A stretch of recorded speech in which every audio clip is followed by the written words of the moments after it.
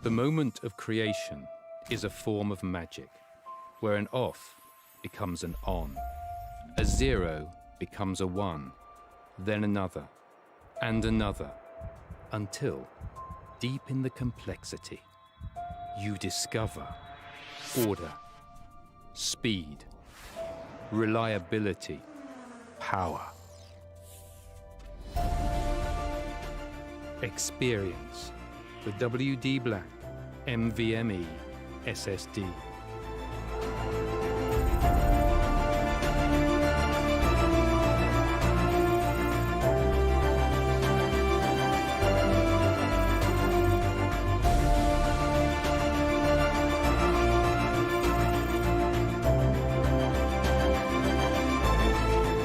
Fueled by darkness. Level up to NVMe SSD performance.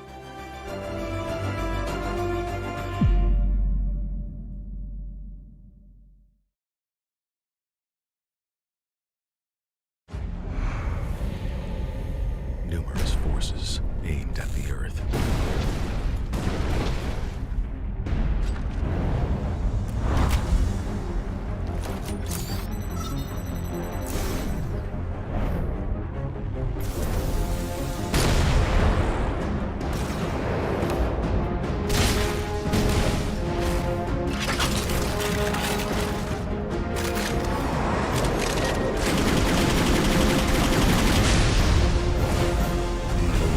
And injustice.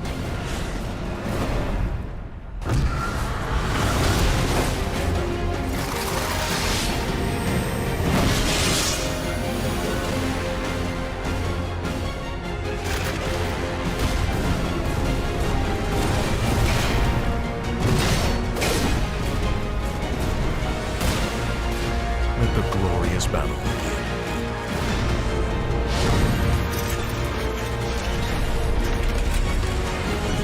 Geared up for victory. LG Ultra Gear Gaming Monitor.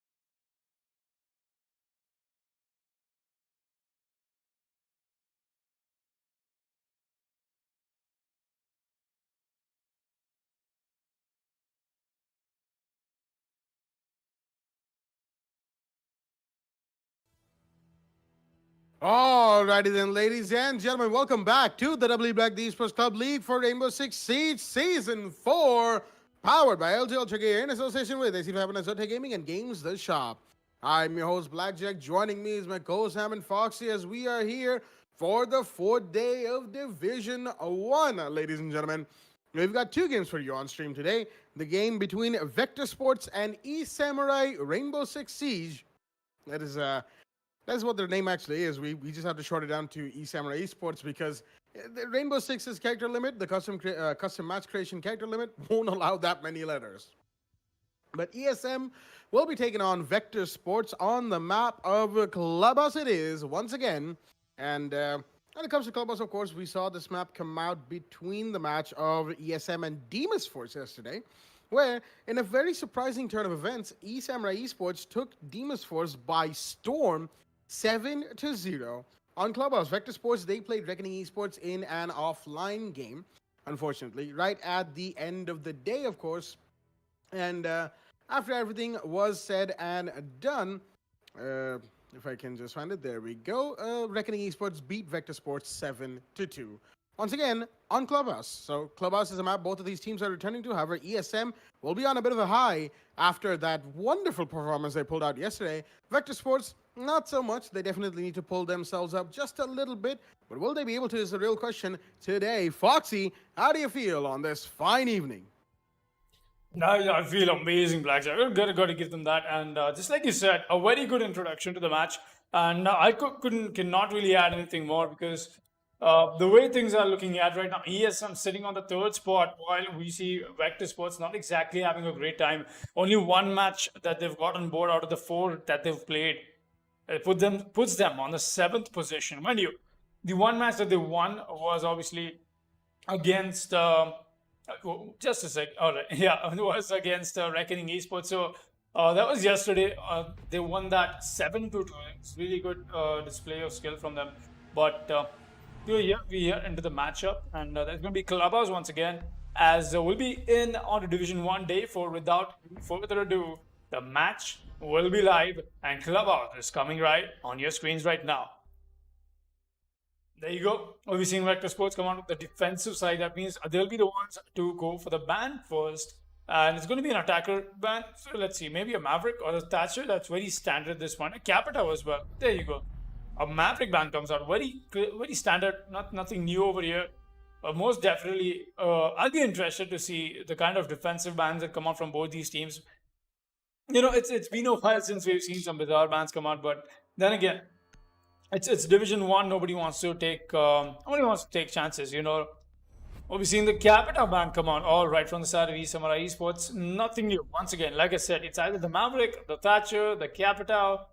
Yeah, that's pretty much it. That goes into the way Clubhouse is played. Sometimes you've seen Blackbeard ban come out, and especially when there's teams who are some amazing Blackbeard mains. There's can think of Veneno. I can think of Dark Lord. I can think of well, I don't. Yeah, that's pretty much it. Yeah, there we go. We'll be going ahead, and I feel like, if I were to just interject right there, Foxy, I feel like you're missing Sniper One Candy from Deimos first. He may not main Blackbeard exactly, in the competitive scene, but he plays him to great effect. No, that is something I was getting at. In fact, the fact that we've had. I was about to talk about that, but I don't know. I lost track because the Echo ban and stuff. But then again, when it happened to come to the fact that we got Deimos Force, all right. So the way Deimos Force plays, it's essentially frag heavy, and you're crippling them of such an important operator. It definitely puts you up on a little bit of a front foot there. But that out of the way, let's come back to the game. We'll be having ESM and VS face off each other, and look at the rosters from both these teams. Lockdown, Paktoon, Kid, Kill, and Fankel, and Rhymes with Buck. I know as Buckers from the side of Esamurai Esports. And we've got Ritz, Science, Skipper, Elnoob, and Beaver on the side of Vector Sports. I personally, it's a little sad to not see definitely a new play. Love to see the man play. He's just got some amazing gun skill. He's got some amazing game sense as well. Brings a whole lot more to the table for Vector Sports. But as of now, he won't be playing. Let's see how things turn out for them going ahead into this matchup.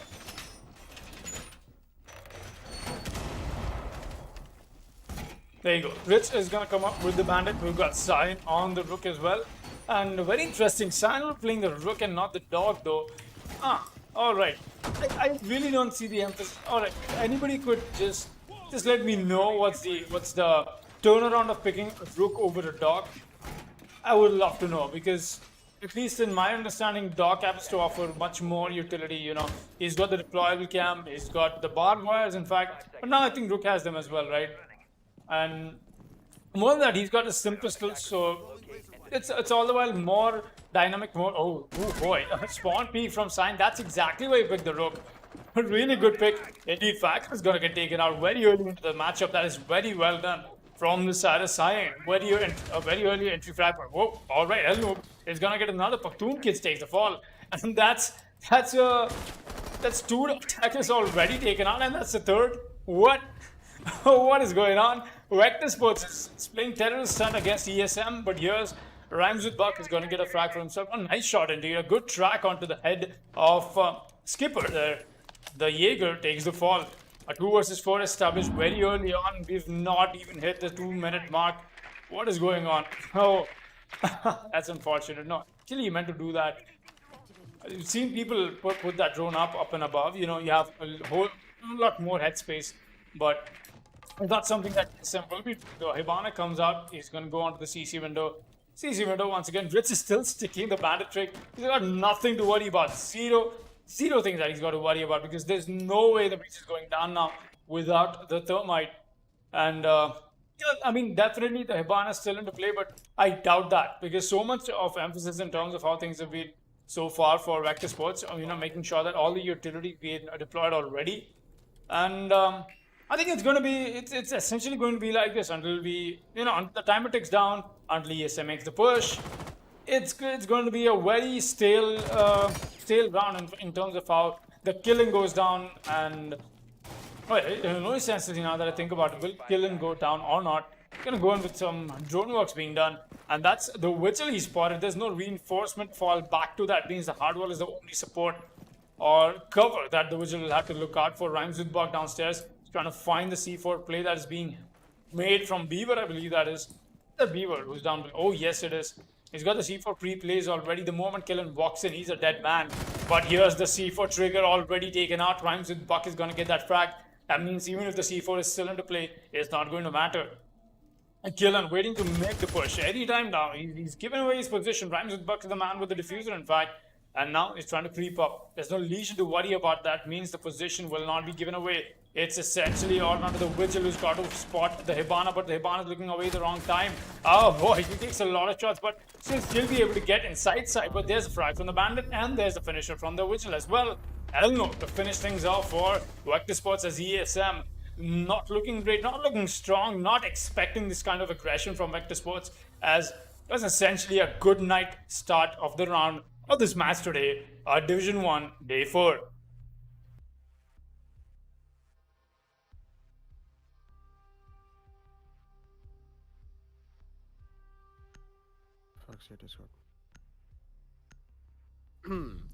All right. So, round one, and what a beginning to the game that we just had. A 2v2 coming down to the end, but it was all the show of the Bandit and the Vigil. To clean things up for the side of the defense, Basement Church is going to be the site of choice here on the second round. Vector Sports with 1 round on board. But, of course, that's just their first round. They've got the ball rolling for themselves. ESM are going to be looking to do the same. The Oryx is going to be in play from the side of VS as well. That is Saiyan playing the Jordanian operator. It should be very, very interesting indeed. No smoke. Go on. Something that I just wanted to spot out is the fact that ESM beating Deimos Force yesterday on the same map, 7-0. And the way it's looking at right now is Vector Sports has already got the better of them. The first round was very destructive. Actually true. And quite the contrast in the Day 3 and Day 4 for ESM. But definitely all eyes on them now. I'll at least be keeping my eyes on them to see what they bring out. And yeah, that being said, the mic is all yours. Thank you for that, Fox. And actually, that is very true. That first round was definitely a very, very contrasting performance from the side of ESM's attack between yesterday, Day 3 of Division 1, and today, Day 4 of Division 1. Maybe Deimos Force were really having just a bad day, or who knows, maybe ESM could still pull off what they did yesterday, just with a little bit more issues, a few more issues than they did yesterday. Meanwhile, the Kaichik is going to find the Electro Charge. Oh, he does! He does! Right at the last second. The fuse was almost done. Unfortunately for... unfortunately for Beaver, excuse me, as well, as he will lose both of his Electro Claws. He threw those in a vain attempt. The second one, that is, to try and stop the Thermite from breaching through, while the Thermite unfortunately lost one of his charges. Just a little too early to a fantastic use of Kai's Electro Claws to trick out the Thermite. Unfortunately, now, of course, Beaver has to pull back. There's actually no smoke playing the dirt tunnel hallway, as well as Saiyan actually is going to find Paktoon in the meanwhile. That is one kill for the side of Vector Sports, and that is a Thermite of the board. Not really sure where that one came out of, while Saiyan is going to be making rotations on the top floor, just as an Oryx does. Rams with Buck holding down the side of Bar. I believe there's somebody there, but Lockdown is going to find Beaver in the meanwhile. That is your Kaid of the board. Shots are being fired towards where this Oryx just pulled through, but more shots from inside of the bar, and that is going to be Rhymes with Buckers with another kill on himself and onto his team. He's going to get refragged onto by Skipper on the main stairs, while the dirt push is going to be spotted by the Mozzie. But Ritz, knowing better than to take that fight, he's going to pull back and hold for the time being. Wait for this push to come in to him. There's more than a minute remaining for both teams right now, as it is a 2 versus 3. Very possible from the side of Vector Sports right now to clutch this out. They may have lost a couple of operators, but it's not a lost cause. There is no flank watch on the first floor bathroom hallway, mind you, as that is why the Jaeger has been allowed to rotate around there while Franco's already dropped in. So has the Thatcher. The plant is coming in, and he is killing on the dirt tunnel. But the hatch is what might know. The Jaeger actually gets blown away by the air jab, but this is going to be here to find a kill on the dirt. That's killing off the board, and this is the 2v2 in a post-plant situation now. Skipper's found one more. That's Franco on the board. It's a 1v2 for the Thatcher. Will he find these remaining two defenders? No, he won't! And a 2 versus 4 comes out from the side of Vector Sports. What a retake onto site. And ESM, making the mistake of not having someone posted on Kitchen Hatch, are going to pay the price of losing the round. Ladies and gentlemen, 2 rounds to the side of Vector Sports already. Round 2 is done and dusted, of course. Basement Church and Second Floor CCTV have been won by the side of VS. They're going to be heading to Gym Bedroom now. Round 3 is in play, and ESM, this is what I believe counts as a moment. Definitely. I'm not sure what ESM is thinking coming into a day 4 today. ESM looking very, very weak. In fact, the way they've been over methodical yesterday, doing one thing at a time, making sure that you're getting your objectives done. And so if it's a breach, if it's getting the bandit charges, it's the nomad charges, what? It's XYZ, the entire alphabet. But the point is right now, they're not getting their fundamentals right. They're not understanding what exactly they need. Usually we did see a good use of utility from the side of Beaver. Came in with that Kai trick that did deny them of one of the exothermic charges. But that was not essentially what costed them that round even. There was no flank watch at all. Usually we see the flank watch being put up on the trash door balcony, trash door rappel area, But we didn't see that as well. Actually, yeah, that little area. Just rappel up and you can see the entirety of the hallway. Usually that is exactly where you watch for the flank, but there's nobody to cut that off. And despite knowing that the Jaeger got the diffuser down from the top floor, nobody left on the hatch. It's such a huge misplay from the side of ESM, and they're looking, I think, exactly opposite of what they looked like yesterday in terms of how this match has gone so far. But I wouldn't really give up on them. So, we'll be seeing again aggression from Vector Sports. Has paid off for them so far. Will it pay off for them again? No, it's Cyan. Will be taking some shots, and he's gonna fall back. Nothing that he's converted yet. He's not even done any damage except for scare ESM back. Oh, he's awfully close to the Sophia. As you know that he does not. Sophia will be going for the rappel game, in fact. So might as well get found by Cyan if he decides to go out. He's not got no impacts. That means he cannot go for like a quick run out. There you go. Sophia's made her way up top very, very easily, very chill about it. Nothing that he's got to worry about either. But let's take a quick look at the site, what's going on. Extensive roam. Bandit already getting aggressive. He might as well find one. Yes, he finds the head of kill, and that's another frag on board for Vector Sports. And once again, ESM not doing standard stuff correctly. ESM, they haven't found a single entry where they can come into them. Look at that. Look at that. There's no cover. There's no cover for the man. Oh, the refrag does come in from the Thatcher, though. That will be Ritz taking the fall, Skipper taking the fall for it rather. But it's been a plethora of mistakes, in fact, from the side of ESM, not doing the things right. In fact, losing the operator like your Zofia, the Ash, very important in taking the shields out, and now that makes things all the while more tougher for the operators like Thermite, for Thatcher, for the Nomad. In fact, they don't have anything that they can dispatch those shields out of, and now he found himself in a really bad spot. They still can go for the breach though, but what good is the breach if you cannot convert that into a round victory? We're seeing ESM a little too scattered, but another Thermite charge comes in, and that's onto the wall inside the bathrooms. He has pushed up the side. He's actually pushed up on the side of main stairs, but wait, he's taking some shots from his own teammate, and there's a diffuser drop down in the main stairs. What? That was such a huge misplay. Meanwhile, Cyan is going to get another frag on a lockdown shot on a flank who was rappelled up on the main stairs. Now he's got to move back to the breach. A 1 versus 4. Highly unlikely that he's winning this. Comes in with a few pre-fires, does not connect to his Cyan, who will try to land some shots of his own. But now the position being given away, and the defenders will be converging in on him.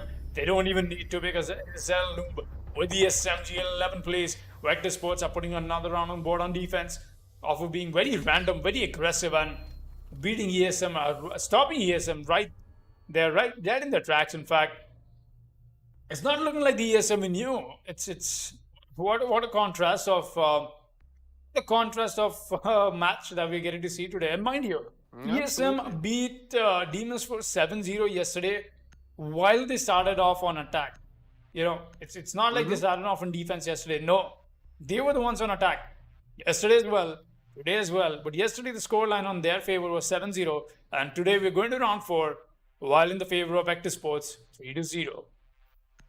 Absolutely, it's certainly quite an interesting situation right here, as we have a double 6-pick coming out from both teams. Actually, just one, the Wamai being brought in from the side of the defense, while we saw Buckers, I believe it was, for the 200 IQ play of the Hibana into the Hibana with the 6th pick ticket. Right now, the Wamai into play means that the emphasis on towards Garage Catwalk will be nice and well thought out from the side of Vector Sports. Not that having a Doc in here is any less of a well thought out plan, mind you, because Doc with the Stim Pistols is a very, very hard anchor to get rid of from a certain point in any given map, really. You just try fighting a Doc in a one-on-one, 9 times out of 10, you're probably going to lose that, especially if he was overhealed. Let's be real here. Excuse me. But coming into this situation right now, you know, we're seeing mistakes from ESM quite a bit. You know, they were like, for instance, the kill by Jaeger on towards, I believe that was the Zofia, or was it the Hibana, outside of the gym window, right? That one was one where the Thatcher was busy throwing an EMP to help out his teammates, take out some utility.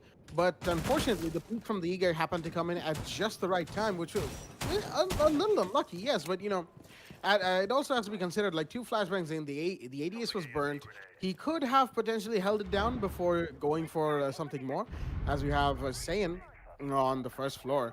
Man's on the Legion holding down this pool table big window, mind you. If he goes for a peek from here, he could potentially spot somebody, and there is enough room to break the window. He actually does that with a couple of bullets, but he's not going to see anyone just yet. Nope, they're on the other side of the building, unfortunately, but Platoon Kid has actually taken a bit of damage as well, curiously enough. As the breach towards the side of garage has been done, I feel like it. There we go. One ectomic charge has been taken care of, but Saiyan's here with the kill. The Legion on the first floor has found Buckers, and that is your Hibana down once again. Vector Sports being very aggressive right now, going very kill hungry as the Zofia is trying to deny the Bandit from going for those tricks. But I don't think he's been able to deny him just yet. As there's a peek on towards blue from the Wamai as well. El Nu very aggressive against Fankel here. And yeah, unfortunately, Fankel has not been able to find this kill, while the main breach onto our CCTV has been completed by the Thermite. Platoon Kid has done his job, but he's taken even more damage since, curiously enough. But there goes the Bandit, sitting behind the shield of Cash Door, killing with a beautiful shot onto Ritz, has taken a kill for himself. It is still, mind you, a 4 versus 4 with a minute 20 left on the clock, and Skipper with a very good angle. The Jaeger, curiously enough, sitting inside of Garage Catwalk. He might find a kill for himself, but there is the drone coming in from the attacker right outside the garage door, as Nomad and a Thermite, the one with the diffuser, are looking to push through the garage wall breach as well.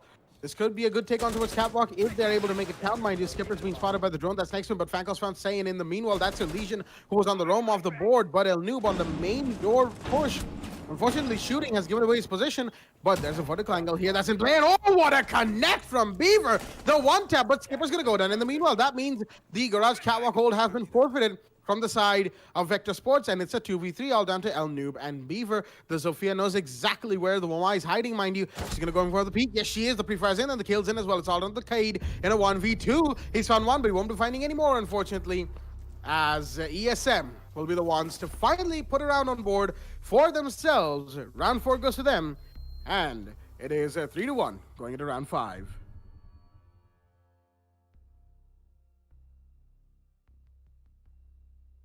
There we go. ESM finally putting the first round on board, and this is what I talk about. Keeping killing alive towards the end is what got them that round. I'm just gonna say that is exactly not what happened, but it's just that keeping a very influential player like Killen alive, because mind you, Killen has been amazing fragger for the side of ESM back to back in every single season. In fact, his stats are off the board. Man's been fragging his brains out.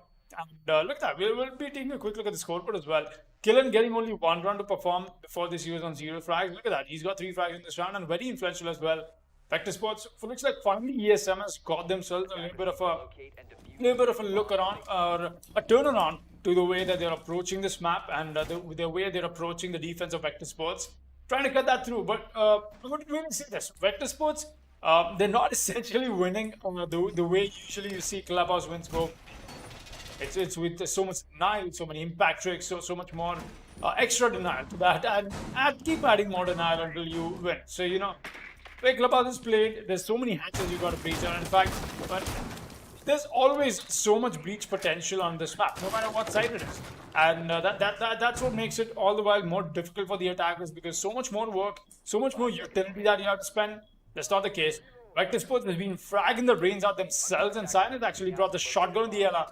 Looks like he wants to hold. There you go. The shield comes out, and the shotgun will be in hand as well. And not exactly useful, very futile bandit batteries being placed here. They can get taken away just by a prone peek from that little drone hole. But no, so Flash comes out first. I don't think the Thermite has observed the fact that he's actually going to flash himself. The Thatcher EMP is going to get used. A good utility use as well, I'm going to be honest. But the trick is in from once again, it won't connect because that's a double EMP and very well used, in fact, from Lockdown. Finally, ESM coming up with... Finally, they've stood up to the competition that Vector Sports has been offering them. And I won't really blame them. They're putting one round on board so far. 2 more rounds to go if the roll swap happens. But wait, I'm still seeing Skipper. He's going to get tagged and taken out. That's the tag duty from the side of Rhymes with Buck. He's realized that the aggression from Vector Sports will only be stopped if you bring the Hunter in and the Jackal is on duty. We've seen El Noob. He's made his way back to the side of CCTV. He wants to fall back. Does not want to overextend. And there you go. The Jackal scan once again from Rhymes with Buck. He's going to scare Vigil quite a bit. He's going to fall back onto the side directly. No challenge that he wants to take or employ either. But meanwhile, the kitchen push is already happening from the side of ESM. Kaid waiting with patience. He's got the C4. He might as well rip it. But will he be able to collect a frag with it or not? Because what they really want to go for is the possible impact trick. Meanwhile, Rhymes with Buck, another frag on board. That was Cyan taken out. And Cyan drops a... Wait a minute in the chat. He does not know what went down. But he definitely got taken out in the tunnel. So, and breach is happening, but it won't be successful in the denial. And look at this, ESM coming back to what they were doing. Very methodical, very slow, but very steady as well. Still, El Noob, very ecstatic. He's trying to find anybody that he can from this hatch. That is the Vigil, though. But Beaver has already pushed up a little too close for my liking. He might as well get found by the tunnel on the angle from the hatch. But there's another frag from Rhymes with Buck. What has the man been doing? All frags on board by him. Killen is here to add insult to injury. It's all on the Vigil. El Noob gets a frag, but he'll get shut down from Fankel from the top of the hatch drop. And that's another round on board for the side of Esamurai Esports.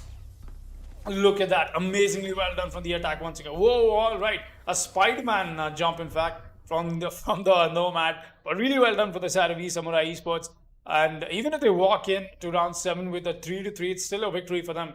You know, the way Clubhouse happens to favor the side of defense. But I wouldn't really be too sure about that. Vector Sports aggression is something that ESM could not fight against so far. And looks like they just found the turnaround. Well, this is certainly the ESM we saw yesterday, and well, it looks like it's a bit of a return to form. Took their time to start up, rev up, and just oil in the old engine, as they say. But El Noob is going to actually switch out from the Ella into the smoke in the meanwhile, as the Jackal's going to be brought in by Buckers once again. As this is one of the primary reasons that you see Jackal banned so much when it comes to the online leagues of Rainbow Six Siege, online ranked, unranked, wherever pick and ban is available outside of the highest tier of competitive play, of course. Jackal ban is pretty much almost 100% guaranteed. Down to that very factor is that Jackal, as an operator, is very, very good at what he does. He's the professed hunter of Team Rainbow, even more so than Buck. Buck has some quips about hunting in his voice lines, mind you, but Jackal, he's the real hunter in the attacking team right there, and that previous round just about proves it. And now, round 6 is going to be a very interesting round between both of these teams, seeing as it is a 3-2 score. Just as Foxy said, Clubhouse being the defender side of map that it is, if ESM go into roll swap round 7, 3-3 equalized scoreline, then it will be a win for them, because 3 rounds on attack on Clubhouse is a very, very good situation to go into defense on.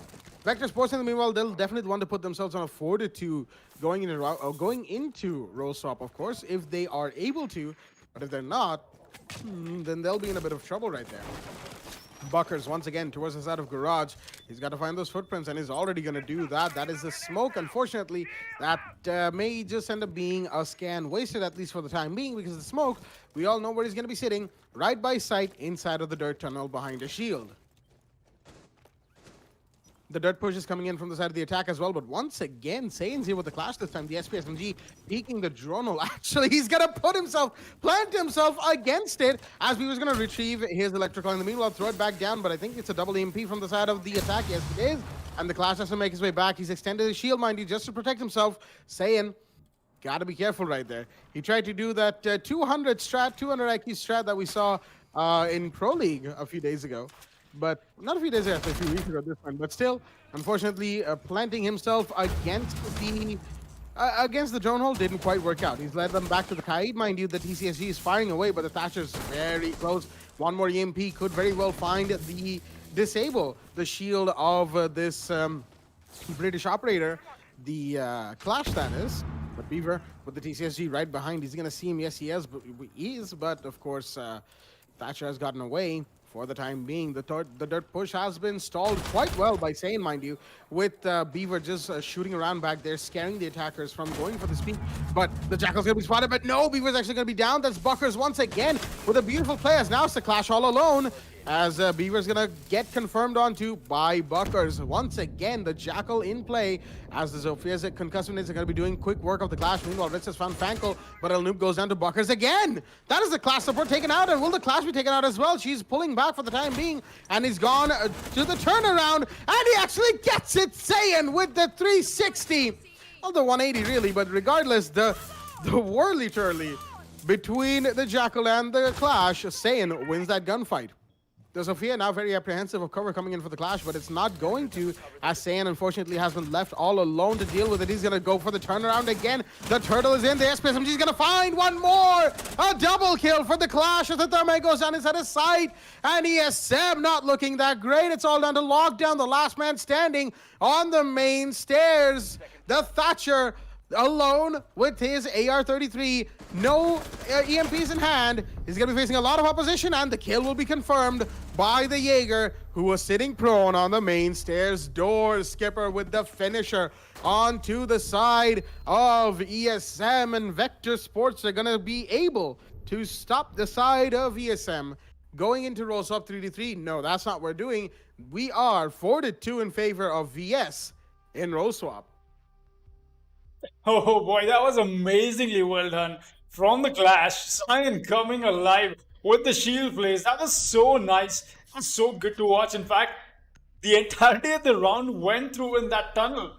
There were 3 attackers who were so busy getting frags on board.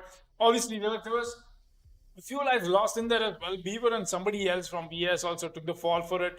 Trying to capitalize a kill off the back of the Clash, but Saiyan played that to perfection. Oh boy, that was the round 1 for them already when Saiyan picked the Clash. That was so well done. Oh boy, that was really good. Some Clash plays. You usually don't get to see a whole lot of Clash plays, but when you get to see it's these type of Clash plays that you love to watch them. But going ahead into this match, we'll be going into round 7, and not a great place for Esamurai to be on.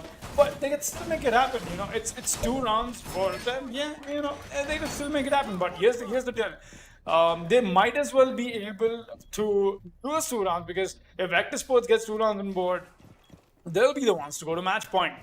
Let's see if that is going to be the case or not. We've got Killen playing the Bandit. A lot done will be on the Vamai. We've got Kai being employed as well. Will be on downstairs though, people, mind you. It's not even the side of CCTV. I want to employ a lot of denial the way they're coming out. I don't blame them. Bring out Kai on play, but he's allowed to play, because usually when it happens to be a clubhouse, we see a Thatcher ban. And when the Thatcher is banned, people tend to ban on the Kai as well. That's the way it goes. It's at this point it's standard, nothing new. But Vector Sports will be doing. Looks like they will be doing a little bit of a garage take here. And actually, there's 4 people in and out of garage. Let's slowly go inside. They'll also be going inside. There you go. He'll be going into the oil pits any moment now. You got Side, making sure everything is drawn out and perfectly well done. Claymore not exactly the way he's positioned. Yeah, not something I was expecting. But I don't know, making his way up top. He's got the blue extension being watched right now. Might as well move in and find a frag or two, but that will not be the case, at least not as of now. Beaver still holding on strong. A lot of drone work coming in, and it's actually an entirety of a blue take from the side of Vector Sports. They do not want to emphasize anything on the side of kitchen. Very interesting. A little bit of a change in terms of how we approach the classic of clubhouse, but I'm really in the favor of this. Thank you, Vector Sports, for a little bit of a change here.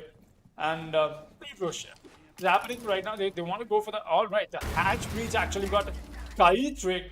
Very interestingly so, that was Pakhtun Kid who brought out the Kai charge, but now really cannot do anything. The Kai charge be taken out, and he'll be the one to. In fact, it'll be the Hibana to get the breach down. Very confused today with my words. We'll be seeing Pakhtun Kid hold that side down, but there's somebody who's waiting for him on the blue stairs. That's Skipper. Elnoop is already actually pushed in.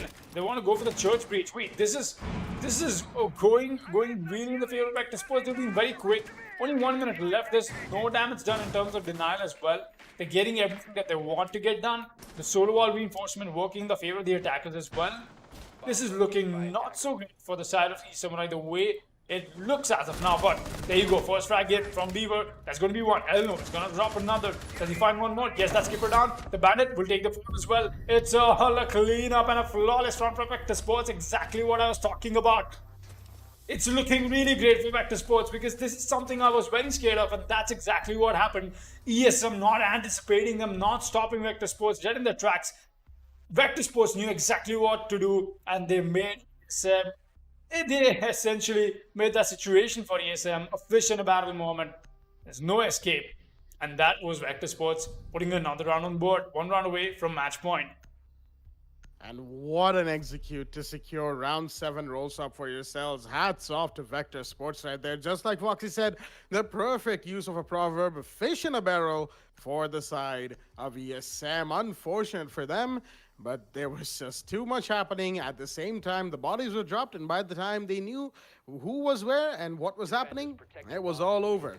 Round 8 is going to be in play, and ESM looking very weak once again. They had a moment of strength, mind you. It looked like they were going to come back to their form that we saw them on yesterday, excuse me.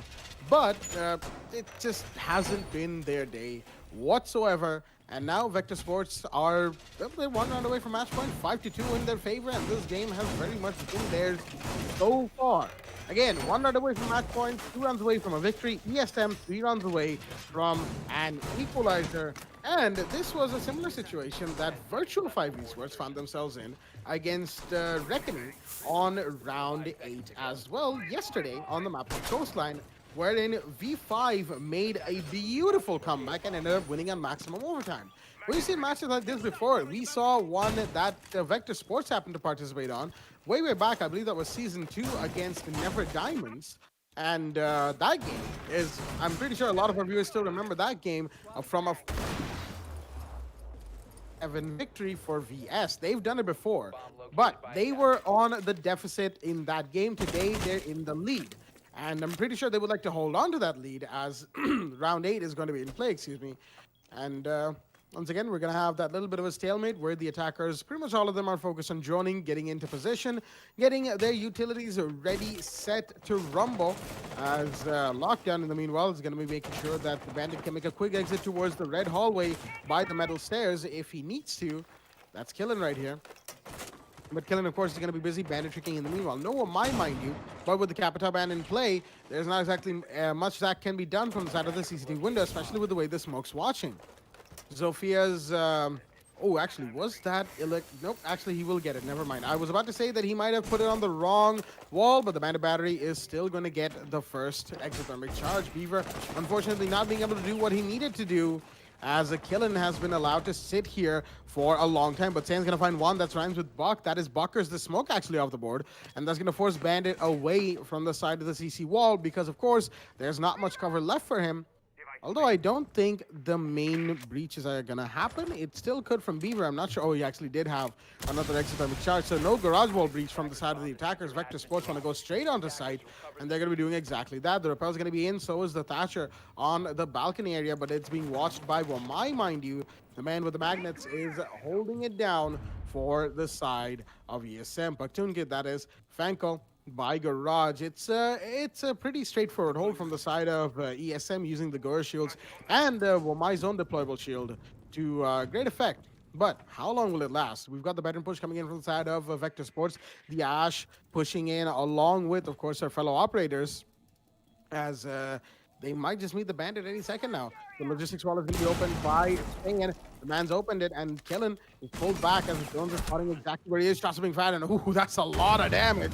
But he's still alive as an EMP comes out on towards the construction wall as Vector Sports are looking to open this particular area out. But the jumping has been spotted. The Jaeger knows that there's somebody here, but will he get the Hibana? I don't think so. He might prioritize the pellets as they will be shot out. There we go. Jaeger's actually going to do it and get to stop the breach. And Killen C4 is going to find El Noob, but San's going to take down Killen in the meanwhile. There's Paktoon Kid with one. Lockdown goes down as Beaver. He's going to be taking kill, and so many bodies being dropped. It's all chaos inside the site. But Sayed and Beaver are going to be the ones to get the last 2 kills on board for their team. As I just completely lost track of what was happening. It all came down to a bloody finish. And at the end of the round, the round timer that is, round 8 goes to the side of Vector Sports. They are on match point, ladies and gentlemen. 6-2 is the scoreline. ESM not looking so hot today. Not at all. Very, very surprising performance from them compared to yesterday, where they absolutely thrashed Deimos Force. And yeah, I guess it's been a week of twists for ESM and Vector Sports. I'm gonna have to agree with you that we'll be taking a quick look at the scoreboard as well. Rhymes with Buck, the only man with the highest frags right now. But the game is not about frags though. He got 9 kills on board. Cyan on the other hand has got 10 for himself. And oh boy, this is it's looking very, very, very different. The way yesterday went down. We did see Clubhouse be in the favor of ESM, and very, very different ESM that I'm getting to see today. Definitely not in the form, and it's been Vector Sports all over them. I'm to be honest with this. It's this mincing my words. No, it's not going to work because Vector Sports has definitely brought the best of their plays right now. And you know, somebody might say that, all right, the fact that they're just being randomly aggressive, it's just lucky. No, that's not the case. If they're being aggressive, it is still a play that they've made for making sure that they shut ESM down. Because that is something that ESM could not counter against. And if it works, it's working. I mean, it's a strategy. If it's working, right? Well, we'll be going ahead. Paktoon Kid is going to bring out, make sure the bailiff comes in. And some footholds being made, that's all, nothing else. We got Frankel on the as well. The ADS is being placed while all right, Rhymes with Buck. You got some reinforcement that he's bringing out. Alrighty then. It's a late reinforcement though, mind you. Actually, that's a bit of a different reinforcement that we get to see more than usual, but I don't blame them. It's good. I mean, we've seen this a whole lot before, and like I said, I really won't be surprised the way Clubhouse is played in this community anymore, because every single team is playing Clubhouse so much now. No, the push-up from Cyan is happening, but he'll get tackled on quite a bit.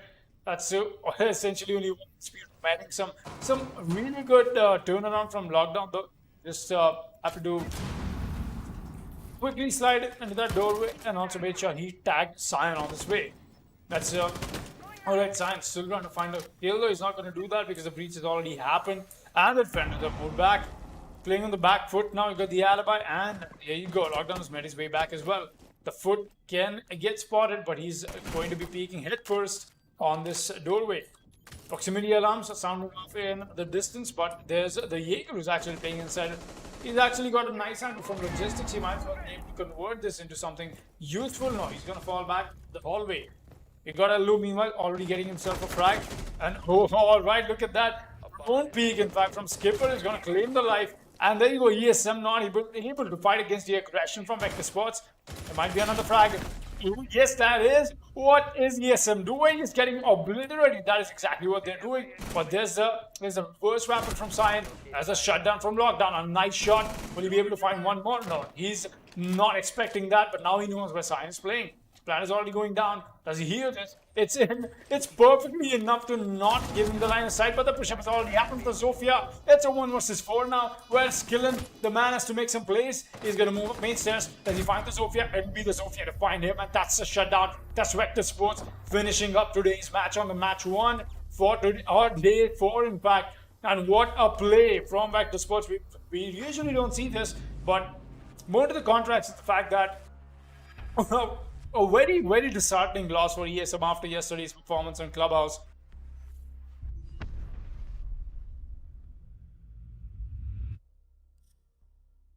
For sure, a very, very disheartening loss indeed going into the second day of week 2. That is day 4 of Division 1, mind you. ESM, they're not going to be all too happy about losing it like this. Certainly, not like this. That is definitely what they might have been saying, of course, in the comms. I'm not entirely sure. Neither of us are, as even I seem to be slipping over my words today. But that is, of course, besides the point, as the final score of the match, and that is the match gone towards the side of Vector Sports on Clubhouse is 7-2 in their favor. ESM getting thrashed, just like they thrashed Deimos Force yesterday. Speaking of Deimos Force, however, we do have another game coming up on stream for all of our viewers at home. That is Virtual 5 Esports taking on Deimos Force very, very soon indeed. Let's see if this one goes close to or on to overtime, because it's been a set of very quick games for the first stream matches of both Division 1 days in week 2. Let's see if history unfolds itself once again on the other side of this break. Stay tuned.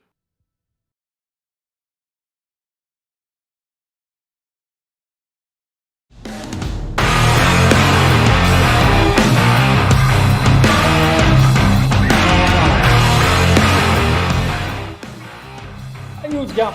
He's getting dragged along once again. There's 3 fast from the Jackal, and he's going to claim the left Skull X. He doesn't get another 50 shots in the second. There's the Jackal taking the fall for it. Where did spot? Nothing he could have done. K11 gets a frag.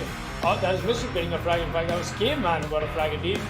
I'm gonna have to make this a frag game indeed, but no, the plan is already going down, but he's tagged along. He gets a frag, but there's a frag right back in. The Maestro got to be very careful. There you go, another frag from Mischief. That's a quad kill. Does he get the ace? He's gonna come in and get the ace as well. That's the play from Mischief once again. KL11 does not stop, not while Mischief is on the board. All alone in a 1v3 that he has to make. He's going to find one. That's the castle on the board. 2 more defenders to go. The Cruz and Reebok are what remain from the side. The defense is going to go for the peak on the Jim. But the Doc was playing around here, and he still is for that matter. Reebok's going to go for the peak, getting second now. That shot's going to be fired, but no, the Doc actually goes down. The meanwhile, it's all down to the Yellow in a 1v1. Will the Jackal be able to make this shit happen? He's going to go for the flank to try and extend the timer and or bait. With Cruiser, the last man standing. He's going to be closing in, but no! The bait from the Jackal is in! And that's a 1v3 for Asterix. A beautiful play from the man to clutch the round out for his team. To be spotted, no, but the fuck is going to do that Kingslayer. That's what Hibana has opened up bottom hatch, and there's Hypertissue on the flank from the yellow stairs. I just mentioned how the Valkyrie could be big, and Kingslayer is going to face the wrath of being held down in a standoff that they're not aware they're in, but no, Bjork's is going to win that. Hypertissue gets another one. That's the 3 on the board. It's a 2 versus 5 right now. Shot's got to be careful. He can't use the Rima dash too much. As it there, the Valkyrie's going to get another one. Okay, Lynch, unfortunately, missed him too many shots right there. As of that, I think he had his... never mind. There goes another one. That's Hypertissue with the quad in the round, I believe that is. Yana's hologram going for the wait a minute. What did Kingslayer just pull off? He went for a run. He claimed 2 lives. Look at that. 2 grapplers on the board along with the diffuser. That's the play from Kingslayer right there. That's the easiest kill possibly, but Kingslayer is here with a triple kill. What is this man even doing? Does he find the port? That's a quad kill he's on, and he'll find that. He's on the chase. Where's Stoneheart? He's going to find him. He's hungry. He's going to go for it. Goes for the wall pin. He's going to try and... He is from Kingslayer. Connects. Look at this man go haywire on the side of Samurai.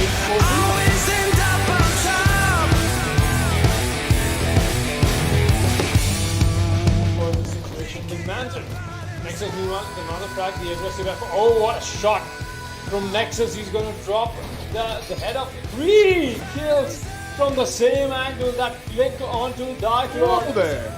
What was alright? You might as well hit this clutch in. 18 seconds left, and there's the 4th kill from the South Nexus once again. The Echo does not even have to be shots. Gets everybody's head popped off from the single angle. But the hand Evan, that means she has to be corrupted. No matter what, Baker's gonna find out. There's so many kills going on. That came up. The only survivor to the end of it all. You got to find 3 bodies and not even in the right position, not even time left. That's the finishing kill from the Maker once again. And that will be the Jaeger taking out the final kill. Mercenaries will be walking away with another round. And we'll find this job is going really well for the Saturn number 9 right now. A very textbook, a very great attack in fact for them. A push-up comes in while the plan is going. He's going to get the Nomad, he's going to get the double. That's a really good play from Horizon. Gets a double kill, confirms the kill onto the Nomad. Another kill from Majima is going to take it. Oh, what a shot from the shotgun. It's a 1 versus 1. He's not going to find him at first. He will. What a play from Wickens. It's all on the Herbie one. Drops the hatch, gets a triple kill. Here's the support from the side of the other defender as well. A 3 versus 3, but in the post-match situation, not a good look for the side, or not a good situation for Valiance. But the Montaigne gets one, he gets refragged onto. The Jaeger gets a double, that's only one. Will the counter be denied? No, it won't. And with Hasib already down, that means that Archangel can go for the counter defuse, and Valiance with the retake post-plan.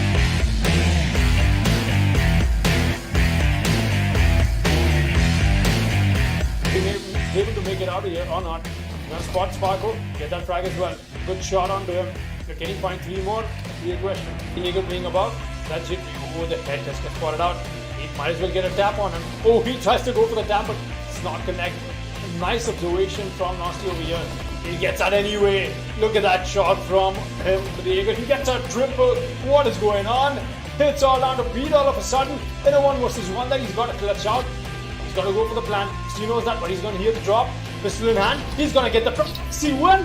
What way! Clutch! What clutch from Nostalgia! The frag might comes alive. The board is a 3 versus 3 equalized man count. Sexy K's in. Bananas found one that's no of the board. There goes Sniper 1 Candy. And suddenly, it's all down to Levi the Vigil to find the planter. And he will! Will he be able to get away in time? Looks like he might just, and he goes prone in courtyard to secure himself. And Deimos forced the round. The play is in. From the man, the Vigil, Levi with the denial at But yes, Veneno can find that back to gold as well. Veneno gets another one. Veneno gets one more. Veneno is not stopping, but the plan has gone down. Sniper 1 Candy. He's going to have to fight it in 1 versus 3. While the counter the 3 goes down as well. Veneno has got his gun reloaded. And does he convert this into a kill? Yes, he will. The quad kill from Veneno is what is going to secure the round for Levzio Esports. And look at that. Like I said, it's a frag heavy map. The line of sight just does not get established. A kid comes down. I'm not sure where that was from. That was from sight. Good enough. That's when the drone hole impact. Veneno gets a frag. Now Sniper 1 Candy is going to bring out the canisters, and that is going to at quite a bit. But the pusher from Veneno is once again here. That's something good for the man. Does he find a quad kill? He's going to find it. Does he find yes or not? It's a big question.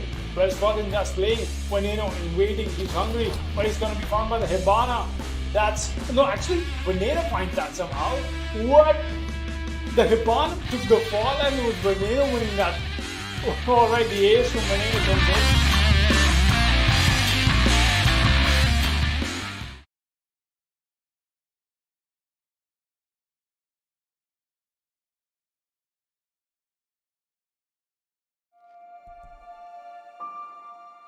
The moment of creation is a form of magic, where an off becomes an on, a 0 becomes a 1, then another, and another, until, deep in the complexity, you discover order, speed, reliability, power. Experience the WD Black NVMe SSD.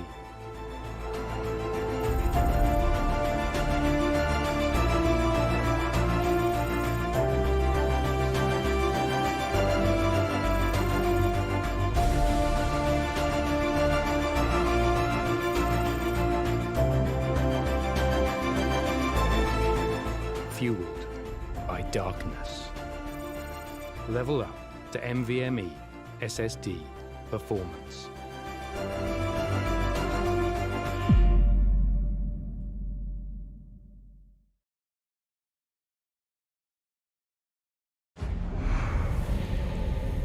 Numerous forces aimed at the Earth.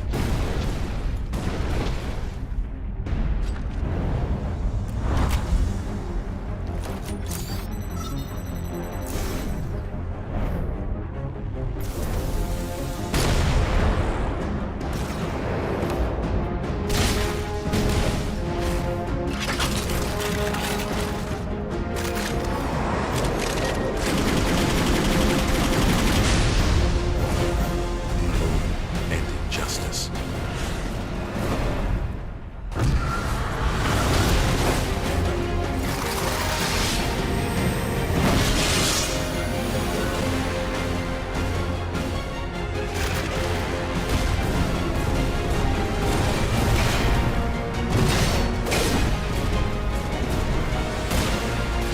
Let the glorious battle begin.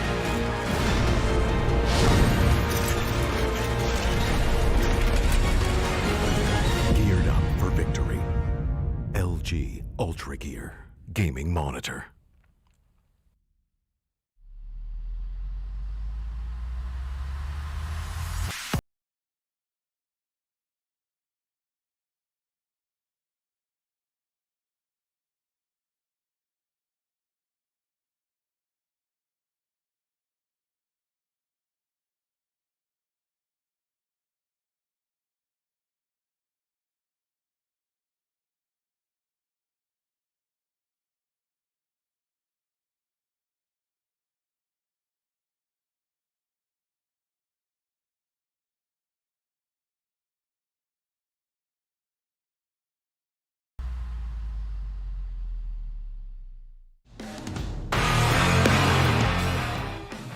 Very ballsy revive, but Rovnex is here with cover for King Arthur.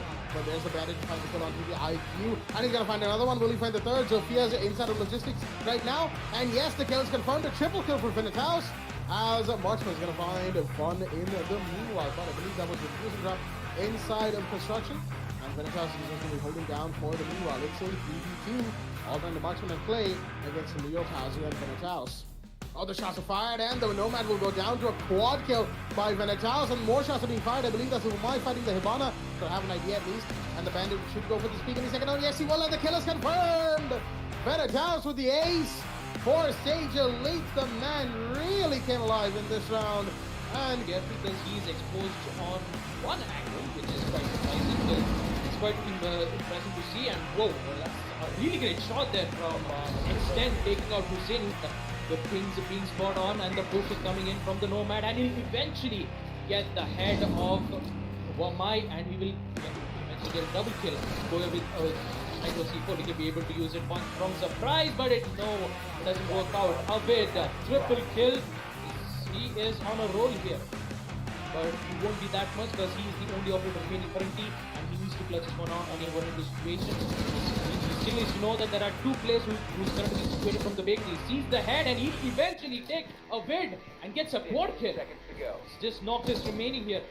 Angles being opened up. He doesn't know exactly where the location is. Pins being found out from Nomad. He still needs to be careful. He has to go for the frag. Goes to the vault in. Sees the head of Echo, and he will get it. Action with the ace, and they will win round 6 as almost walked over. Will be more than happy to take that kill. Ball still scanning away more than enough for his team. Let's gonna fire from below. Taking down so much damage is down. And will the kill be confirmed any second? The heartbeat scanner comes out. He's gonna see the slow movement, and the kill should be confirmed. Not quite.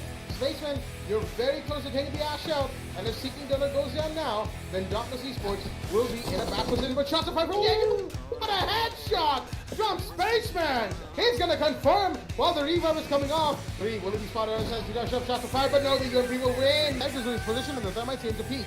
There we go. The kill is confirmed. It's all down to Kaid. Mischief in less than 50 seconds remaining. Fire is off, and Mischief is here on the second floor. The third floor, that is. He doesn't even have a C4. He has to go for the gunfight, and the AOG probably isn't going to win in this situation. He's going to go for the PG. Finds one. Almost gets collateral, but he won't be getting that just yet. Both attackers are pulled back towards the painting set, and oh, what a connect onto the head of Lawrence from Mischief. It's all down to Prakul. Mischief himself is very low on HP. The Kaid could be taken out by just sneezing on him. Noise right here as the bot. He knows where this guy is playing.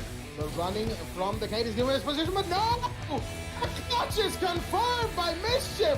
The play is in, and the Kaid lumbering around on top floor will get the counter defuse in. He misses him, and the plant is coming off. I think he will find the kill onto one. It's all down to the smoke, and Zujin will get the plant off.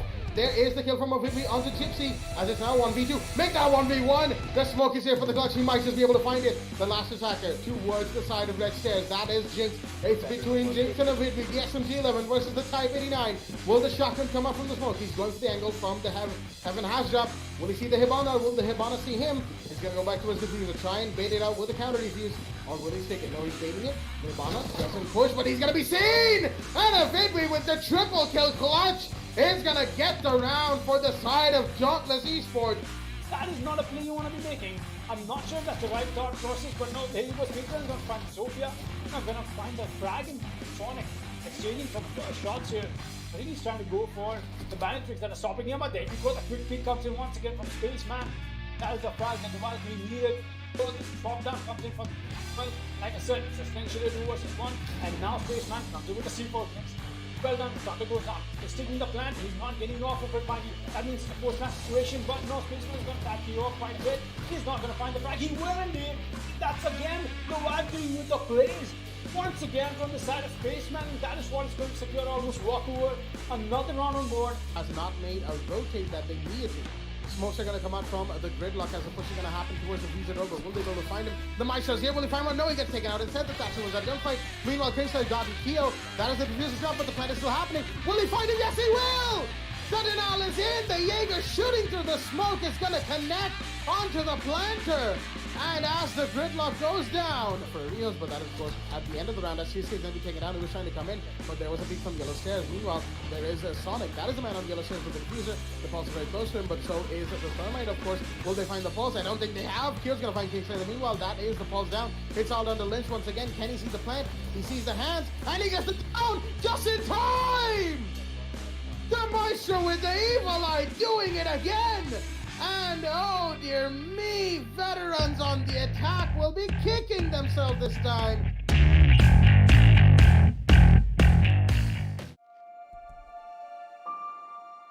The moment of creation is a form of magic, where an off becomes an on, a 0 becomes a 1, then another, and another, until, deep in the complexity, you discover order, speed, reliability, power.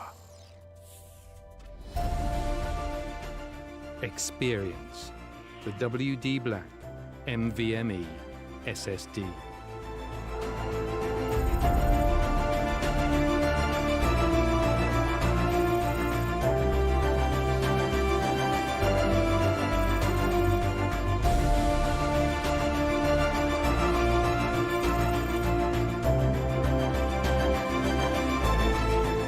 Fueled by darkness. Level up to NVMe SSD performance.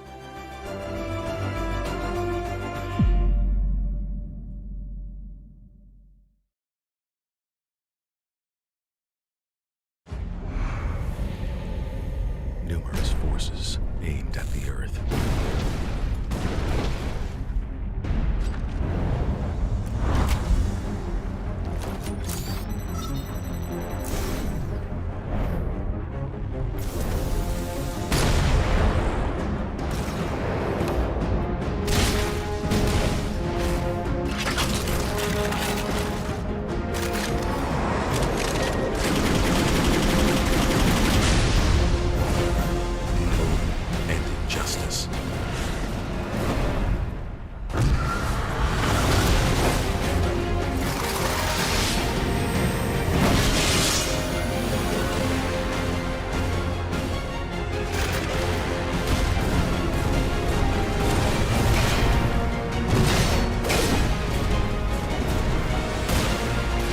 Let the glorious battle begin.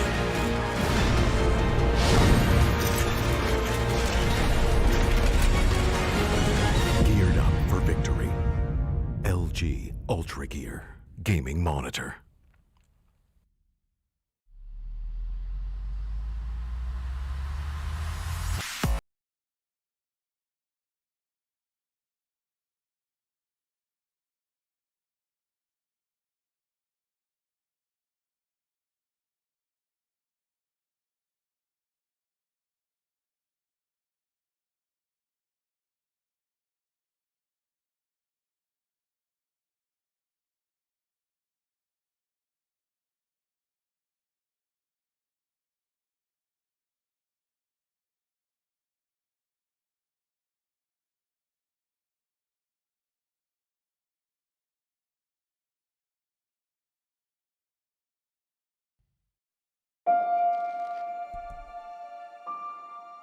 The moment of creation is a form of magic, where an off becomes an on, a zero becomes a one, then another, and another, until, deep in the complexity, you discover order, speed, reliability, power.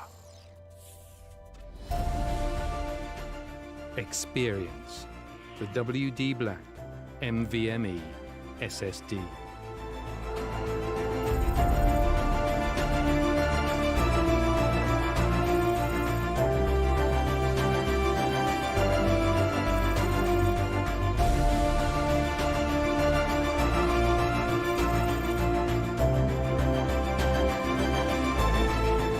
Fueled by darkness. Level up to NVMe SSD performance.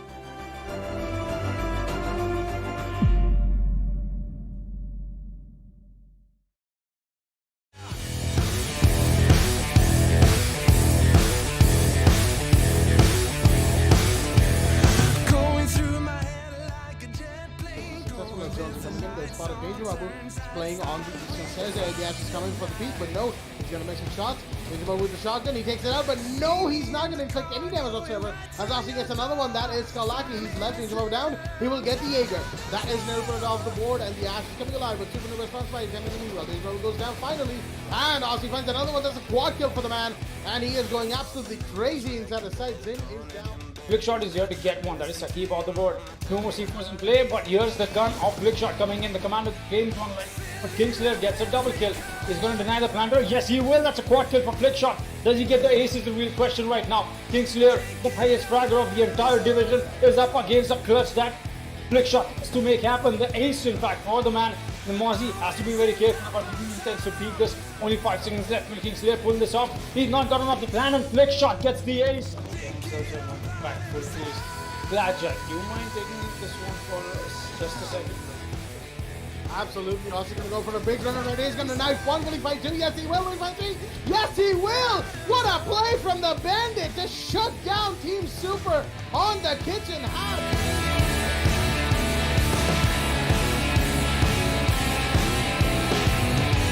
But that is not enough to throw off Invalid the dot here. Viper meanwhile finds another frag that's on the Street Ninja all the way on the side again. Viper will find one more. Viper has really been going crazy. So what we find? Oh, excuse me, not in the favor of Zeus Sabers. We're still seeing the feed coming from the Jaeger, and he's gonna take the ball. Viper with the triple kill. What play from the Zofia? She gets the fourth. That's a quad. Viper, are you kidding me? What is going on with this man? Doesn't know what Zofia is playing, and he's gonna win that. Just Lord Bean will be picking up a fight here. Oh, more than that, he's going to be picking up a kill here. A straight up headshot comes in on the Roxanne. That's already your Hibana off the board. A very important frag, and more than that's the only hard feature of him. A frag from Lord Bane. A shot from the Jaeger is going to claim another life. No skill goes down.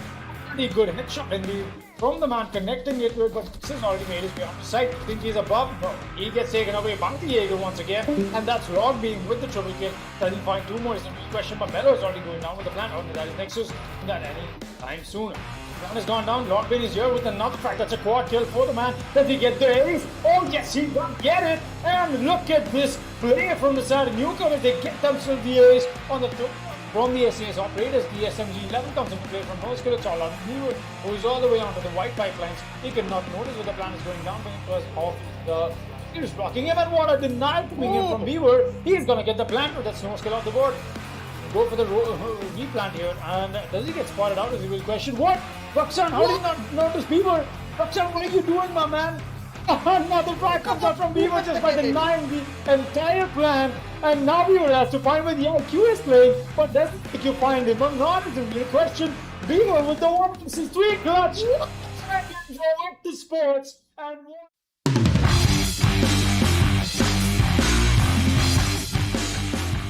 Sparkle, it's a 3 versus 2, not a favorite team in gaming. Meanwhile, the plan is going down. The Maestro comes up with a peak, but Mike will be the one to convert that into a frag. It's all on the beat. He tries to get the sledge, and he will do so. That's the planter of the board. But there are still 2 attackers that he's got to find, and both of them will be on full HP, and so will be one ping comes out in fact. He's going to find the Maverick sometime now. No, he's going to notice the Nomad in that process. Some pre-fires are coming in, and finally he converts onto Mojo. Beat on the triple kill. He might as well get the squad kill, and more importantly, the clutch that his team so badly needs for the equalizer. He's going to go for this white peak, or maybe he's just going to go a little closer, and he might looks away at the wrong time, and Beat comes up with an amazing clutch. The third kill. Sparko will be playing here, but EX7 will be the first one to pick up a frag. I'm not sure where he got from, but Shulker is going to go down. He's way to this hallway. I don't think he's gotten hurt out. Oh yes, he has. EX7 takes a few shots, but he's going to answer back with the MPX winning the G36C. Stormite goes down to EX7 as well, and that's a triple kill for the man. The Valkyrie though.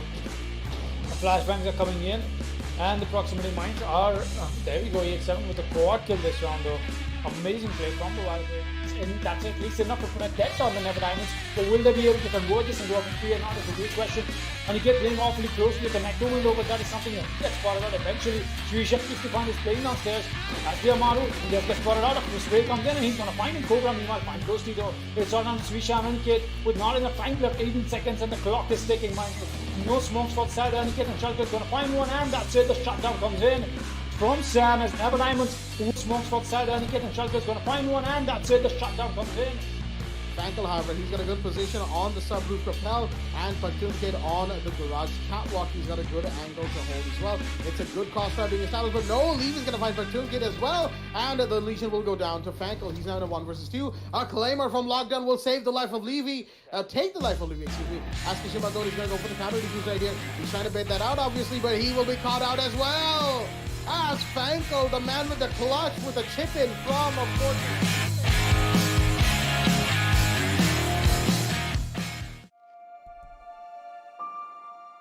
The moment of creation is a form of magic, where an off becomes an on, a 0 becomes a 1, then another, and another, until, deep in the complexity, you discover order, speed, reliability, power, experience the WD Black NVMe SSD.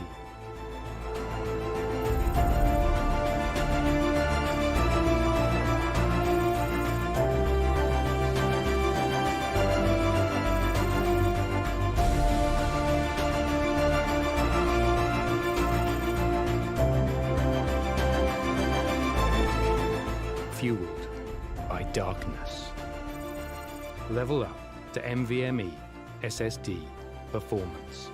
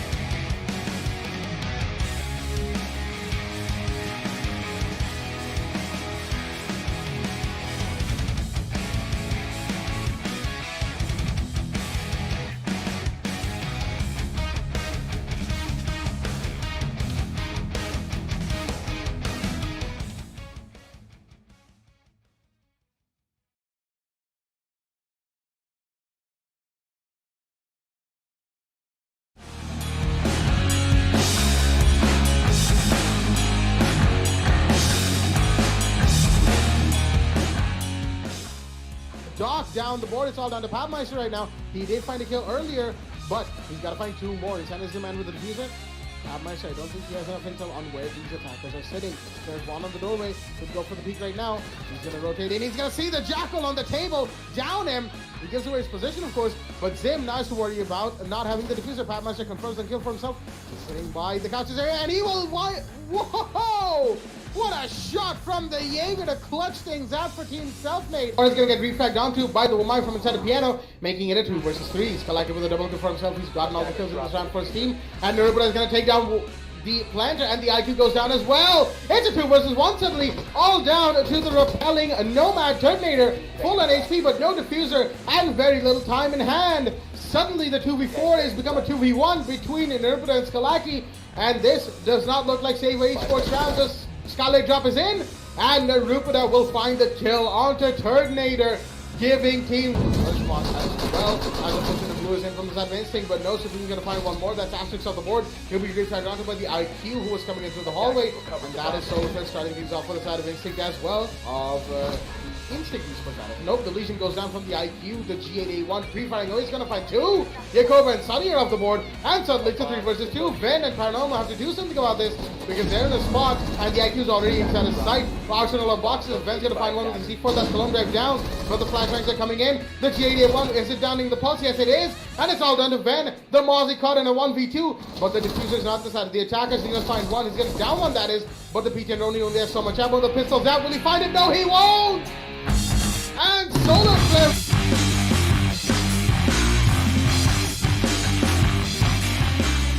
That's something that we'll have to worry about, but they going to everybody's going to double down on him. That's definitely a gang up on him. Meanwhile, the Flash is going to keep the Pyromaniac. Ipana comes up with a super, and Ipana, right, oh boy, this could be something that Ipana can happen because Tom's on his fighting, so only 1 HP left. The man has got to make this clutch happen. He's got a moving play. He's going to bring that out, but that's only a distraction. Already the Jaeger wins back all the way on the side of it. Atlantis for the get. See Banda who clutch for Phoenix. Once again, an amazing throw comes out from the. But then again, do not forget the fact that there's another finality coming up. A Pyromaniac is going to shut down the carry rocket. This match going on. Pyromaniac is going to find another fight. That's Adam on the board. Something like what I said from the looks of it, the way the match is going on. Optica is going to find Spidey. That's a nice refrag if Pyromaniac will happen if he gets a fight on Optica sweeping up on behind him right now. He doesn't know that they're not going to each other, but he's going to be the first one who finds him, and Pyromaniac gets that frag. I don't think Thermite knows that he's going to goes for a white tree, but he's already a dead Thermite that he's shooting here. Or he's making his way through the blue split. He's going to find Little and Movement on. Yes, he will. The quad kill comes in from Pyromaniac on the side of the Peacemakers, and the man has definitely been fragged, man. But the Rattler on some days is not beating it, but meanwhile Invalid and a nice frag. Going to get them shut down very early in the round. Patch will be watching the flank, and Invalid is going to claim the life of Hobby. That is with the C4. The Pulse comes alive, and Invalid does a real possibly making his way up. He's not going to spot him, and Pulse and another kill. 3K for the Pulse so far. Every here somebody creeping up on him. Yeah, he takes a lot of shots, and a headshot from him. Invalid comes up with the headshot on the catch and the quad kill. The last frag is waiting for him, and yes, it will. Invalid, the ace from Zeus Sabres, is going to secure round 11 for them, and that does also give them a huge breather. And a storage end up, but Ivana goes for the Walton and will be taken out. That is Pyromaniac on the board. That's a hard reach down for the side of the attack. Spider taking a bit of damage as well. There's a push into the bathroom. Heck, and more shots are being exchanged, but no, the sledge goes down as well. As does the Nomad! Lord Bane, what are you doing? He's throwing the tables upside down for TPM. And again, he's going to connect onto the Sophia. And the last kill is confirmed as well. Did he ace right there? Was that Lord Bane's ace? Indeed. That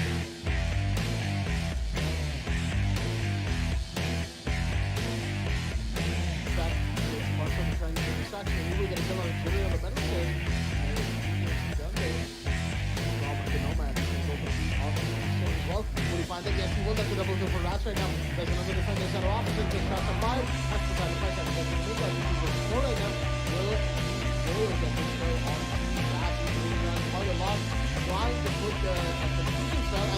below. He will find the triple kill on the spot, but there's just one more left. That's Poseidon directly at the lovely customs.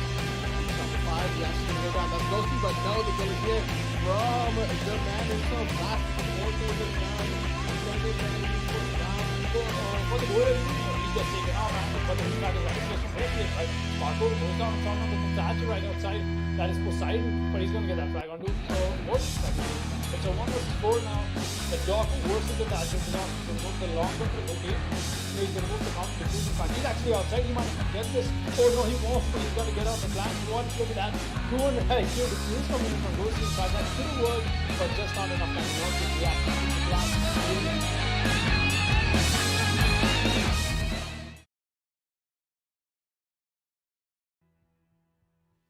Alrighty then, ladies and gentlemen, welcome back to the WWE Black Esports Club League for Rainbow Six Siege Season 4, powered by LG Ultra Gear in association with TEC Gaming and Games The Shop. I'm your host, Blackjack, adjusting his mic, and joining me is my co-Simon Foxy, as we are here for the game, the second and last game of the day, between the Deimos Force and Virtual 5 Esports. And the map, ladies and gentlemen, is a Theme Park Meme Park. That is right, we are here on this beautiful map, due to the fact that the auto map ban system has, of course, been reset as of today. And, we did have a clubhouse game earlier between Vector Sports and Esamurai Games, and now a game between Virtual 5 Esports and Deimos Force. On the map of Theme Park, the Mountain Ban is going to be in play right off the bat from the side of Virtual 5 on the defense, as, mind you, speaking of both of these teams, of course, Deimos Force, they played a very odd game yesterday against ESM, had a 7-0 loss against that team on the map of Clubhouse, while Virtual 5 will be pretty high on morale. They managed to make a comeback against Reckoning Esports from a 2-5 to an 8-7 overtime victory. And Coastline, very well played by them, but they're going to have to do something, well, maybe not to a similar account, but they're definitely going to want to win today's game. So will Deimos Force, to put themselves in a better position on the leaderboard, as the bans, of course, have been going on in the background. Nomad and Mira have been banned as well, fairly standard bans right there, as the final ban of the map is going to come out, and as the timer ticks down, it is the Maestro. Fairly standard bans right here, nothing too special particularly to speak of right there, as we're going to be moving into the first round very, very quickly, just on the back of this pick phase right here of round 1. Let's have a quick look at both of the team rosters that we have on play today. From the side of Deimos Force, we've got Snow, Levy's, Kashima Goat, Ferdine Jazz, and Angel. And from the side of V5, we've got Nanny, Nostalgia, Unknown Gamer, JV, and Fatals. And I can see right there, Senpai's Kashima Goat with the Blitz pick is definitely going to be a very interesting pick right there. As Foxy, the mic is yours. Definitely. We were just having a conversation with Senpai before going into this match. How terrifying of an operator Blitz happens to be when it's in the hands of Senpai is definitely going to be something that we'll be looking forward to. Let's see how things go out though. And maybe they were not expecting. Wait a minute. Wait a minute. They've gone to Drug Lab. Alrighty then. Not exactly the side you would like to go onto right off the bat. Not against Deimos Force, dude.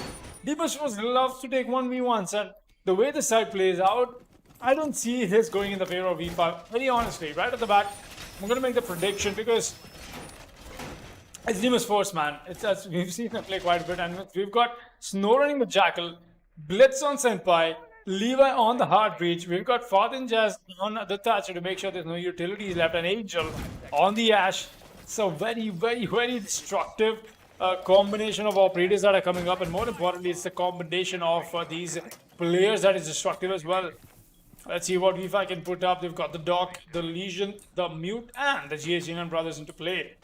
Going right into this matchup, and now Deimos Force slowly converging on this window here. They've got them wandering though, making their way in. Is that the main hallway? That is definitely going to be a priority for them. I got Senpai, he's making his way. I've got to start calling him Kashima Goat now. So just got to get more accustomed to that name.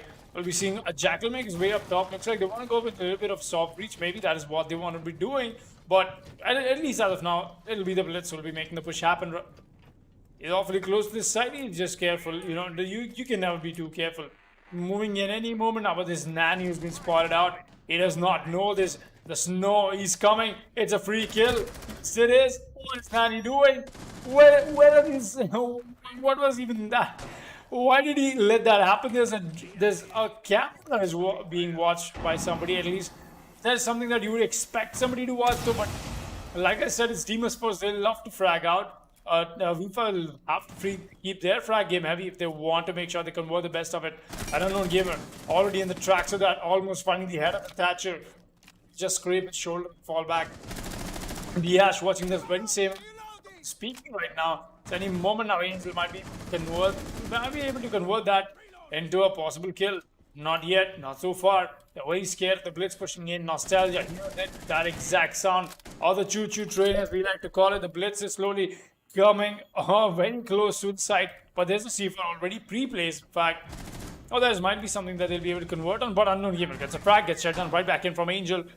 It's still a 3 versus 3. Make that actually, JB got that frag and made that a 3 versus 3. And now the push-up from the mute is allowed because it's the Nitro that is helping them. Our Nitro still comes out. Fatal is going to get that frag. But Sin5 is already in. Does he convert this into a frag or not? He's pushing up. He's got to worry about that. No, he's not going to be vigilant enough. And that's another frag down on board. The cleanup is in.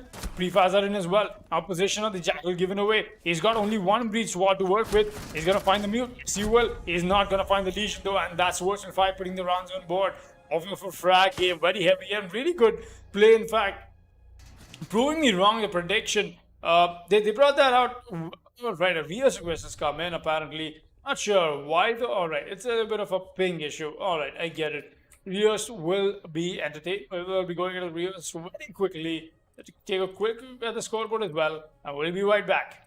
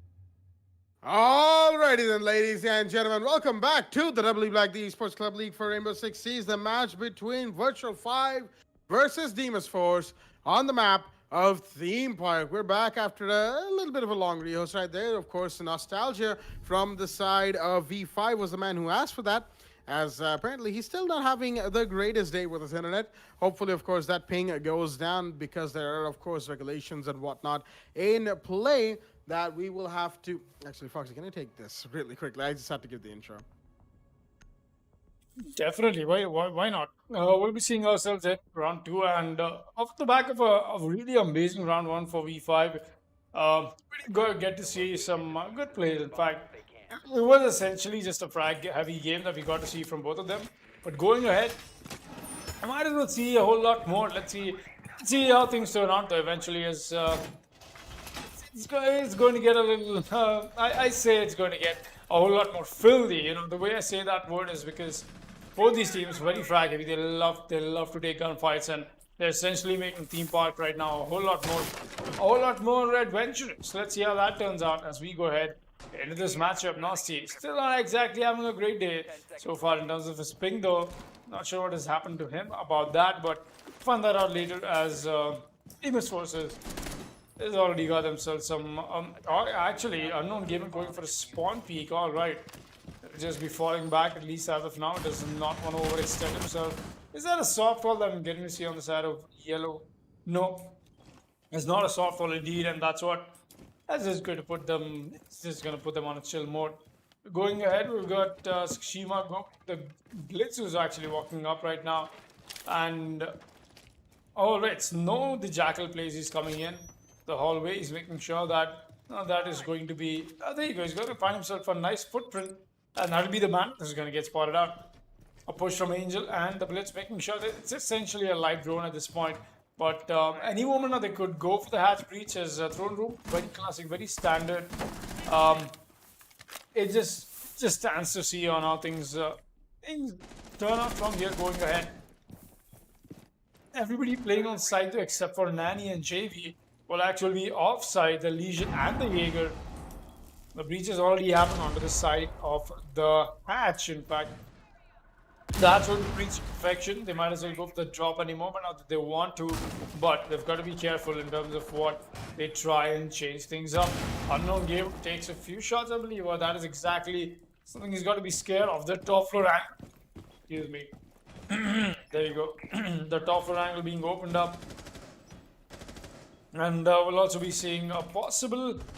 Oh, there you go. Levi is actually going to start things off with the side of Deimos Force. He's going to get a frag, but he gets refrag right back in. The Ash from the hatch is going to get another frag, and that's once again the refrag game comes alive from both these teams. They've still got a 4 situation established in the favor of Deimos Force, but it's essentially thrown room, and without the breach. Oh, actually, the breach will be happening as I speak about it, and it's a really bad spot that the defense have found themselves in.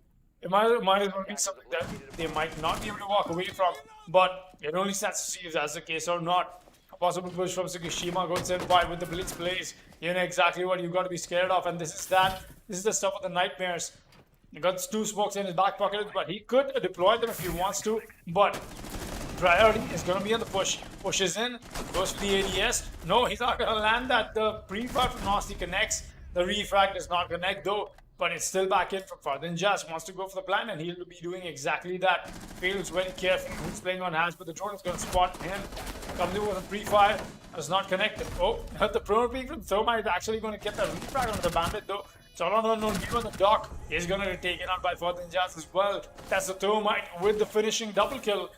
Gets the round on board for the side of Deimos Force on attack on throne room. Really well done for the attacking team. Got to give them that after the bit of a start for them. But round 3 will be underway, and the equalizer is right back in. 1-1 is the scoreline. Well then, 1-1 is the scoreline. Both these teams have started off strong. Armory Throne Room going to the side of the attackers, while Lab going to the side of the defenders. Very curious set of opening rounds we've had, mind you, because Lab is a side, as both me and Foxy were talking about back before the rehost. We had that first round on Lab that V5 won. It's actually a side that is more favored towards the attackers, especially if the push comes in from all fronts. However, V5 did manage to hold that in very well. However, the push onto throne, that's not something they managed to hold in too well. That's going to be something they're very aware of right now as we move to the third round in this 1-1 scoreline. Mind you, early game equalizers, they usually don't really mean a whole lot. We've seen games go to 7-2s and 7-3s from a 1-1 startup, and we've also seen games go all the way down to 8-7 from a 2-0, 3-0 startup. So, yeah, it's always up in the air as to what this game actually holds for us, but hopefully it's a nice and exciting one, maybe even a long one. Both these teams, of course, will be looking to put this match on board for themselves, and there's going to be a back and forth, mind you. Both Deimos Force, and Virtual 5 have been fairly frag heavy. Deimos Force, of course, we know that they're frag heavy on pretty much any map they go to. They go to Coastline, that's where they really excel, but Clubhouse and even Theme Park, they have managed to get a couple of really good kills on, but Unknown Gamer's going for a spawn peek out of the teller's window, but he's not going to find anybody. Instead, shoots a few warning shots and comes back to the Dragon area. He's going to go up to the second floor. Virtual 5 this season, mind you, they've been playing quite aggressive, very, quite frag heavy. I wouldn't say very frag heavy, definitely not like a Deimos Force type frag heavy, but they have been focusing on getting the kills on board for themselves just as much as they can. Definitely a lot more than before the roster change that has led to the current roster that they have on board for this season of TEC. And it's been a very interesting season for Virtual 5 so far. Once again, Senpai Kishima Goat on the Blitz. He's playing the GSG9 shield, a very terrifying shield for that matter. Albeit I think players in this tier would agree that Montaigne is a slightly more annoying shield to deal with. The drone's going to spot out where Unknown Gamer is sitting, and of course that means that the push is going to come in towards his general direction in initiation room any second. Now he's having quite a lot of trouble taking out that drone, but he finally does as the shots will be fired. A wallbang attempt from the Jackal. Snow attempting to hunt him down, but here's the Blitz. The man is in, but Nani's going to find Angel in the moonlight. There goes Senpai. Unfortunately, the Blitz shield not wide enough, and that's a headshot onto Snow. Unknown Gamer in initiation with the help of Nani, the Vigil. Still doing a lot of damage. Nasty with the C4 is going to find Ferdinand as Levy is the only one to have gotten a kill onto a defender, and that is Nani, the refrag earlier, for the kill earlier. But he's still got Unknown Gamer to deal with. The Jaeger is very much alive and very hungry on the second floor, mind you, and there is still a C4 from below that can take his life, as this push towards initiation has cost the side of Deimos Force quite a lot. Will they be able to pull themselves back from this situation? As Levy, he's in initiation, but Jaeger is sitting inside of control room right now. Is he aware of where the Jaeger currently is? I don't think so. He's retrieved the diffuser, and he's just going to pull back towards the side of Blue Hatch. He's going to drop in. He's going to find one. Yes, he is. The surprise hatch drop. He's going to find the bandit off of that. But that's one kill, and his whole mag has been expended. And there's the dock and the hatch being watched by Unknown Gamer. And that is... oh boy, that is definitely a round indeed from the side of Virtual 5. Round 3 goes to the side of Vector Sports and, Virtual 5.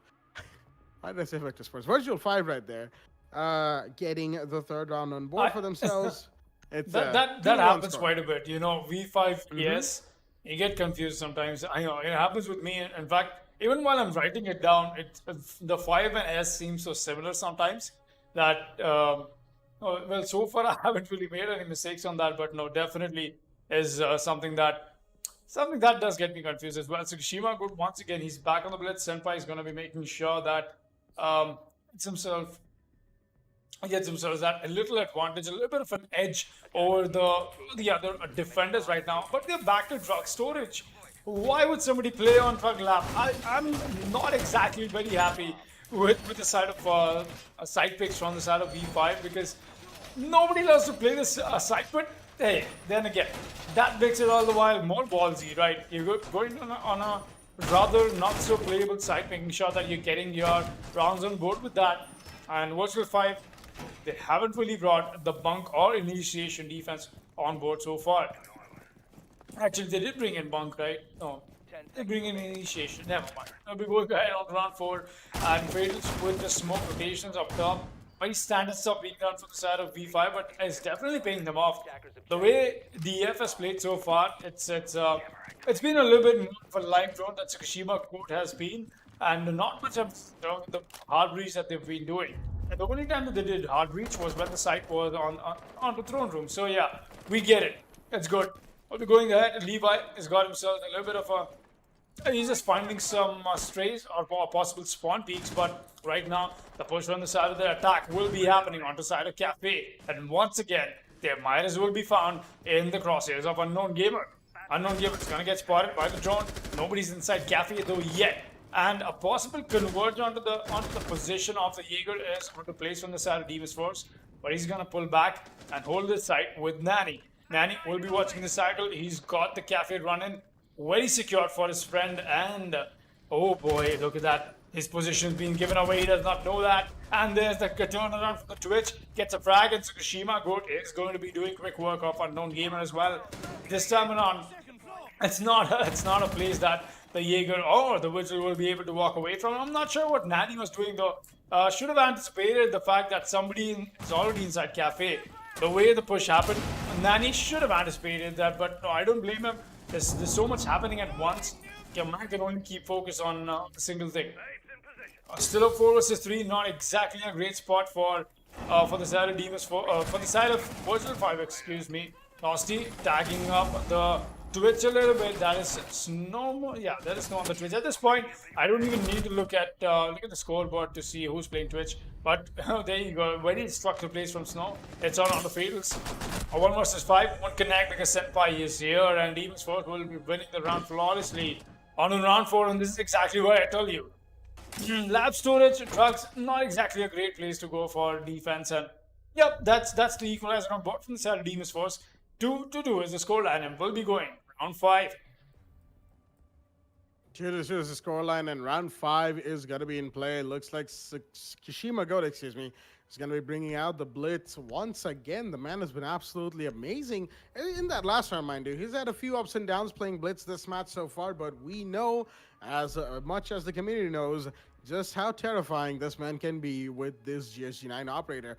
Looks like there's a little bit of a anti-rush meta from the side of Virtual 5's defense. The full trap team is in play. We've got the Ella from Fatals, the Capcan from JV. We even have the Frost, ladies and gentlemen, coming out from...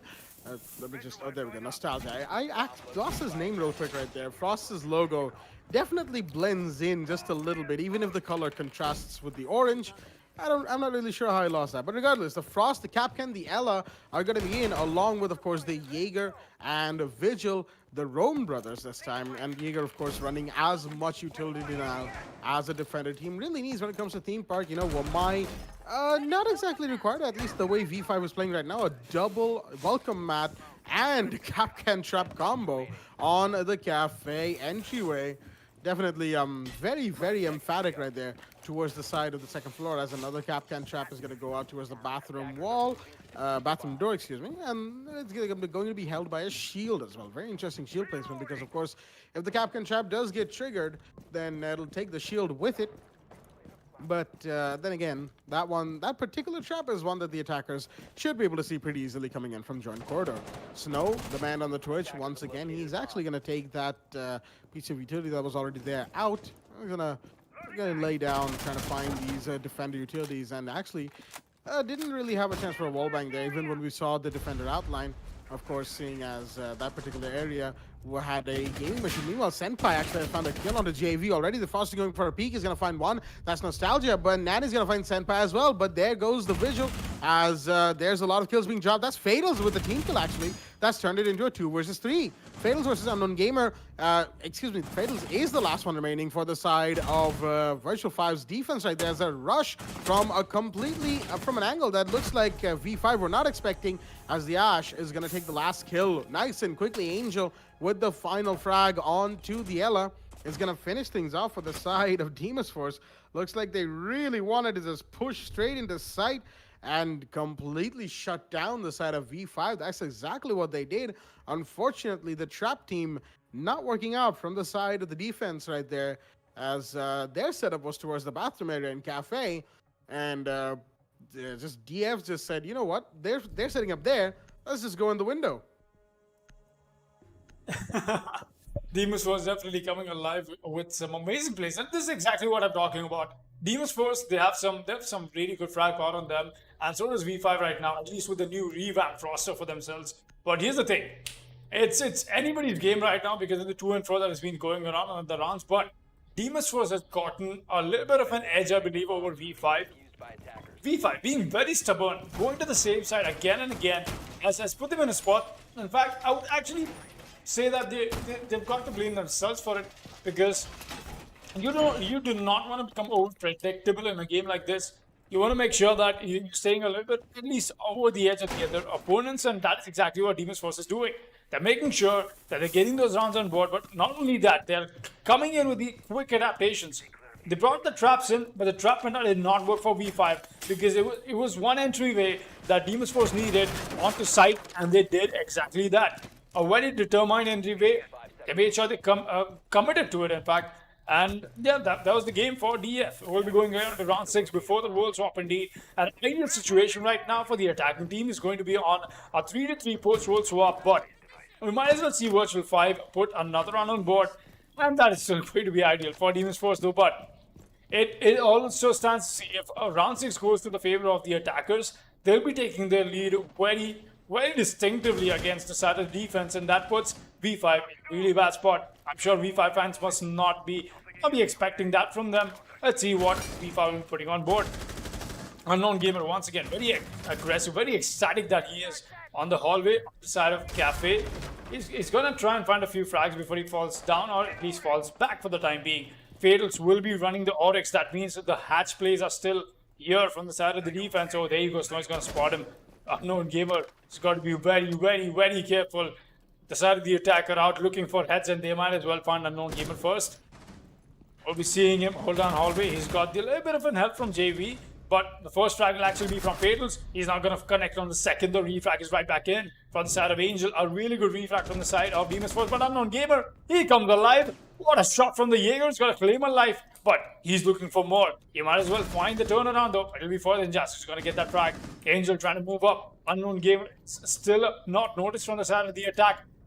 This might as well be the play that they need right now. Very patient, in fact, from the side of the Jaeger. Nostalgia, no C4 in hand. He's got the barbed wire, in fact, and that's when Unknown Gamer is going to come up with a turnaround.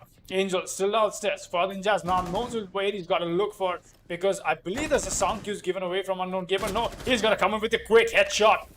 A nice double kill for the side of the Jaeger now has put the side of V5 in a really good spot. 2 versus 3, but not something that Deimos Force can still walk out of here. But only 1 minute left, no breach potential for them.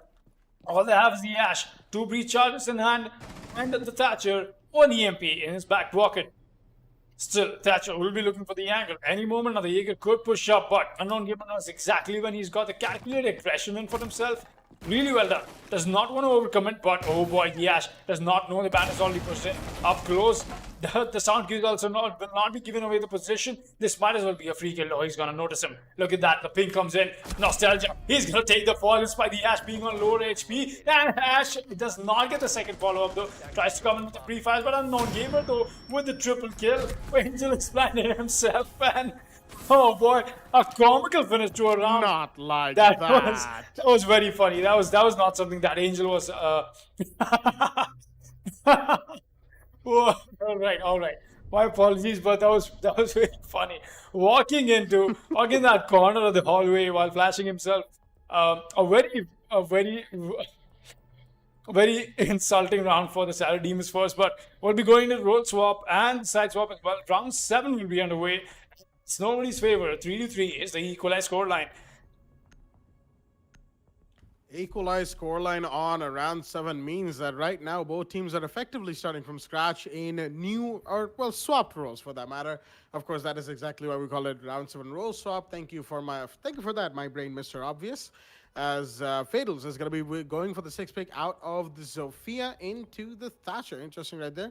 Opting for the EMPs over the soft breeze that the Zofia brings. Understandably enough, of course, Thatcher is not banned in this particular match. The bans, of course, are Montaigne, Nomad, Mira, and Maestro. So having the Thatcher in play is definitely very beneficial for the side of both attacking teams. Right now, Virtual 5 are going to be looking to use the Thatcher to maximum effect while leaving. He's struggling to get on the yellow stairs railing. He's going to abandon it altogether. Unfortunate for the man, he wanted to do something onto that ledge on the yellow stairs, but just not going to be able to do that. He's going to have to go all the way around to office towards that single wall and reinforce it. I think he's reinforcing it, actually.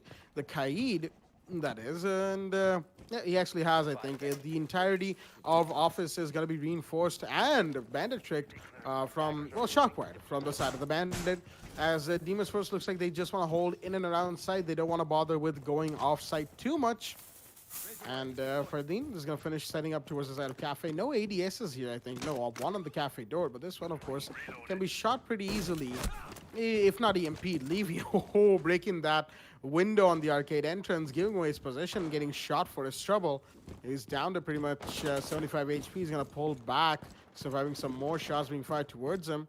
As he's going to come back towards side the Kaid with the TCS. Yes, Snow's got some bullet hole peeks from inside of Initiation, mind you, towards that cast or he might find somebody. Is he gonna see him? He sees the shots being fired, but not quite, as he sees another one. But no, the shots are fired towards him as his position's been given away, and he's gonna pull back to his waiting room instead.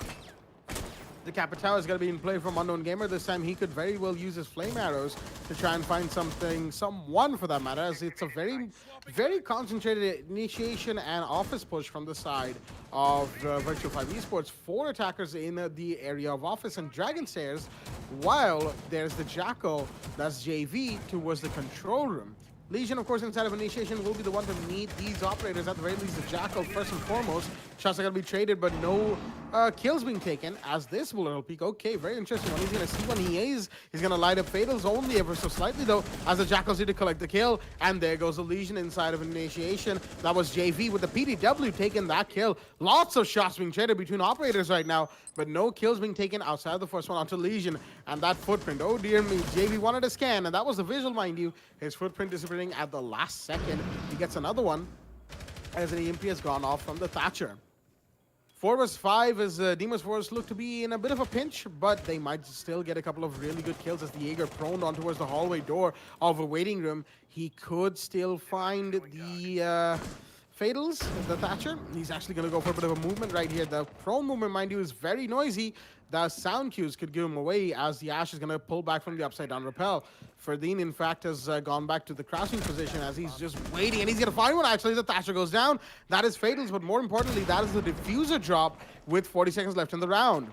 He's pulled back towards site now. The Jaeger is just holding down towards this particular area. Flashbang is going to be in towards the hallway. That's the Ash right there, I think.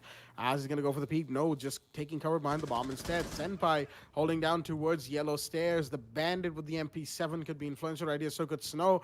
As it's all going to come down to a very, very bloody gunfight right now between both teams. Snow is taking a bit of damage as Nani, the man's inside of Cafe Corridor. But no, there's the Vigil to take him out along with the Bandit, of course. As Senpai Tsushima goes going to take that kill.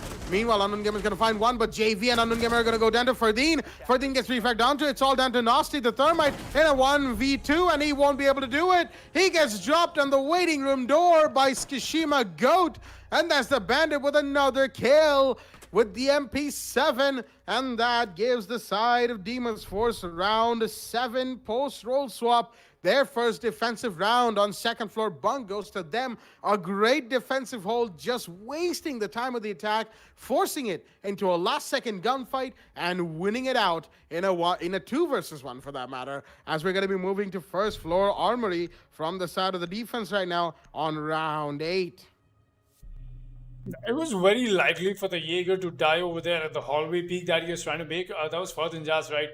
But here's the thing. It was very necessary as well. He stalled a lot more time than what V5 was expecting to go into, and also dropping the diffuser in a spot that was essentially exposed into the crosshairs that he could hold all the way from the side. Really well done. That aggression, a little bit of a calculated aggression, you know, a little passive as well. Paid off on the side of Deimos Force. It's like it's a blackjack. Good emphasis in terms of the way they wasted the time of the attackers. And, you know, in this game, when you happen to be on attack, the clock is not against you. Why would it happen to be on defense? It's with you. So, actually, I just said the same thing in different words. Now that I think about it, no, I'm very confused. I'm very hyped, in fact. Very amped the way this match has been going so far. It's been a to and fro of both these teams, and all right, a very interesting proximity placement. Or I actually did not even happen to notice there's a little bit of a debris right there of the boxes that you can rely on. But coming back, Angel already establishing himself some bullet holes that he wants to make bullet hole peaks. In fact, it'll be the Legion along with the playing up top. So no, very classic stuff. The roaming Legion, as I like to call it, is going to get the drone away. The position's been given away as well. I'm no gamer. Be outside for team that he's got, and he gets tagged along. Finisher is in. Yes, it will be. That is Snow already coming alive. The roaming Legion. You don't really get to see a whole lot, but hey, he's got a nice gun. Might as well use it for your advantage. Nanny pushing up. He's got the Ash in hand. In fact, the accuracy as well. Finds the headshot. Really well done. Angel is going to take the fall. Still got to find one more. That's Snow. But the aggression from Snow is in. He finds a free kill, and that's a headshot on Nostalgia. The push is in from Nanny, and he's going to take the fall. Refrag game on point from the side of B5, but Nanny has been held back. Look at the HP on the man. 5-2. I don't know. That's very less. In case he happens to take a gunfight with anybody on site. And as I speak about it, everybody from the side of Deimos Force will indeed be on site. I want to make sure the denial comes in from them, but Saw Breach has definitely been denied from the side of the defense now. And the hard breach, in fact, won't be happening either. Now, the only way they can make their way inside site is going to be through the blue split that is on the west side of the map, while you've got the dragon doorway as well. And there you go, Farthan Jan already getting up himself a frag. Really well done. I still got to find Nanny and JV though. JV looking very healthy. He's got himself 100 HP, but Nanny, the moment he happens to take a bullet, he'll be out. There you go, Farthan Jazz, another frag on board. Nanny, the only one alive, not enough HP, and a cast of barricades to stop him from the push on the dragon. He'll make his way back, and Deimos Force know exactly that. They'll be watching this meeting split. There's no way Nanny walks out this alive, and Deimos Force knows that as well. There's only one place that they've got to look out for: the hatch drop, the meeting split. Well, fortunately for them, it's the exact same spot once again. Nanny, he'll be the one to continue the legacy of Angel and Flash himself, but he does not survive the wrath of the Jaeger. That's a triple kill for the round from Pradin Jazz. And Deimos Force will be putting another round on board on this defense that is looking very strong for them right now. Really well done, in fact. Once again, we'll be going to round 9. Round 9 it is, and 5-2 is the scoreline in the favor of Deimos Force. It looks like they've got their engines really up and running right now on the defense on Theme Park, as we're going to be moving into the 9th round from the side of this defense right here. 1 round away from match point, mind you, as V5 are slowly fighting an increasingly uphill battle. It's already pretty steep because they have to equalize and then push for match point, but if it gets to the match point for the side of Deimos Force, it's gonna be the steepest that it could possibly be for them. Nanny with the 6th pick out of the Ash into the Thatcher, as the defense on round 9 is going to be on the side of Office and Initiation, a side that we actually haven't seen so far in this match, mind you. Initiation is a side that comes up pretty commonly when it comes to the Tech League. And today, Initiation is a side that's pretty much come up dead last. We've seen all the other 3 sites. That is Lab, Throne Room, and of course, Bonk and Daycare. But now, Initiation going to be in play as the side of Deimos Force. All they need to do is win 2 more rounds. 45, of course, need to win 2 more rounds as well. That is 2 more rounds just to equalize and keep themselves alive in this matchup. Doc is in play from Angel, the man with that French operator, of course, the GIGN healer. As we all know the memes, we all know the statistics. Doc is one of the most dangerous defenders out there. Let me just put that out there. I feel like Doc is definitely a force that is not to be trifled with in the slightest. He can just take so many bullets, especially with his stim pistols, and a Doc that heals his teammates who are actively going for frags can be just as dangerous as a Doc who is actively overhealing and spawn peeking and getting kills.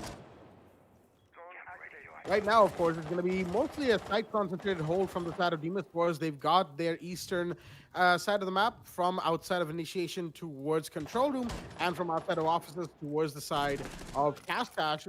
Just reinforces the EMPs are going to come in to take out any sort of utility denial from the side of DF inside of Castash. But the Legion goes are a very ballsy one, but the drones are spotting him inside a bathroom. He's going to fall back for the time being. As Snow, he's being jackal tracked as well, but being inside of that, of course, guarantees him safety from the wrath of the attackers, at the very least for the time being. Oh dear me.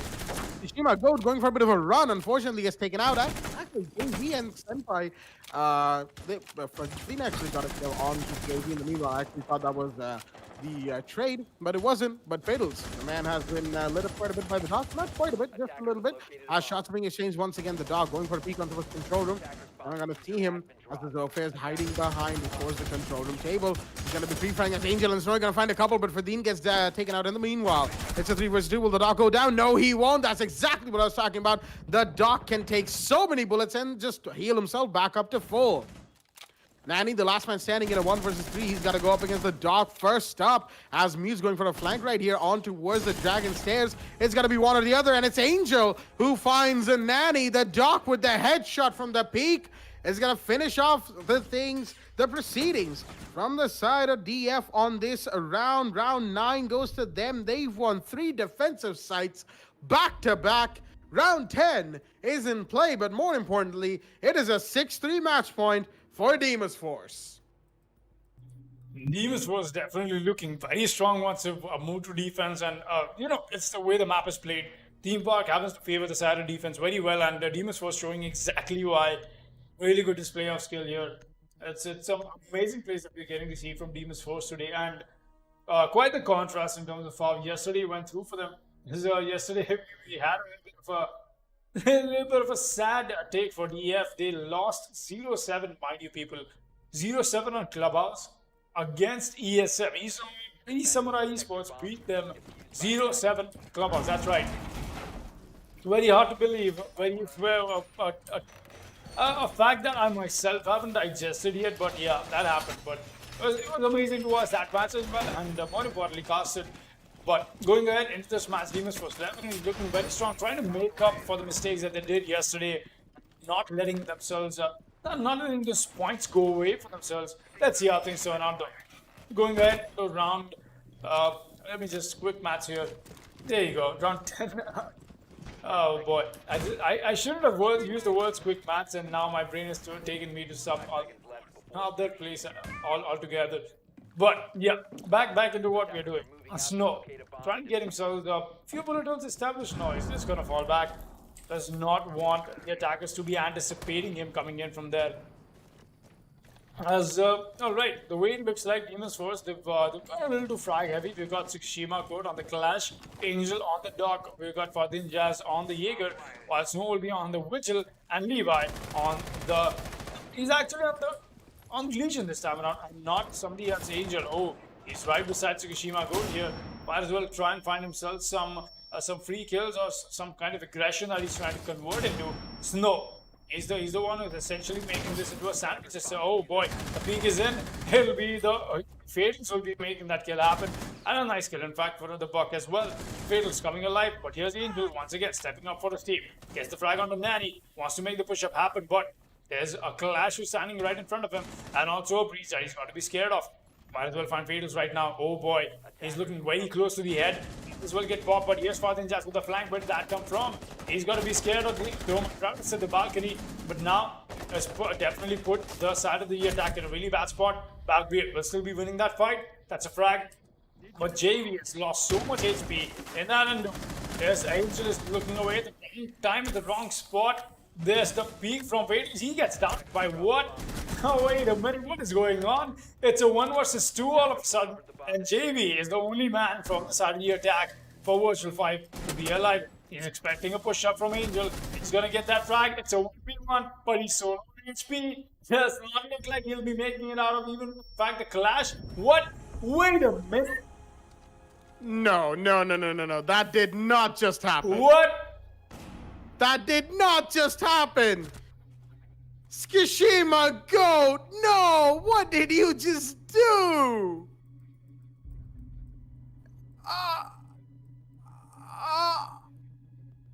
Okay. What? What? What did we just see?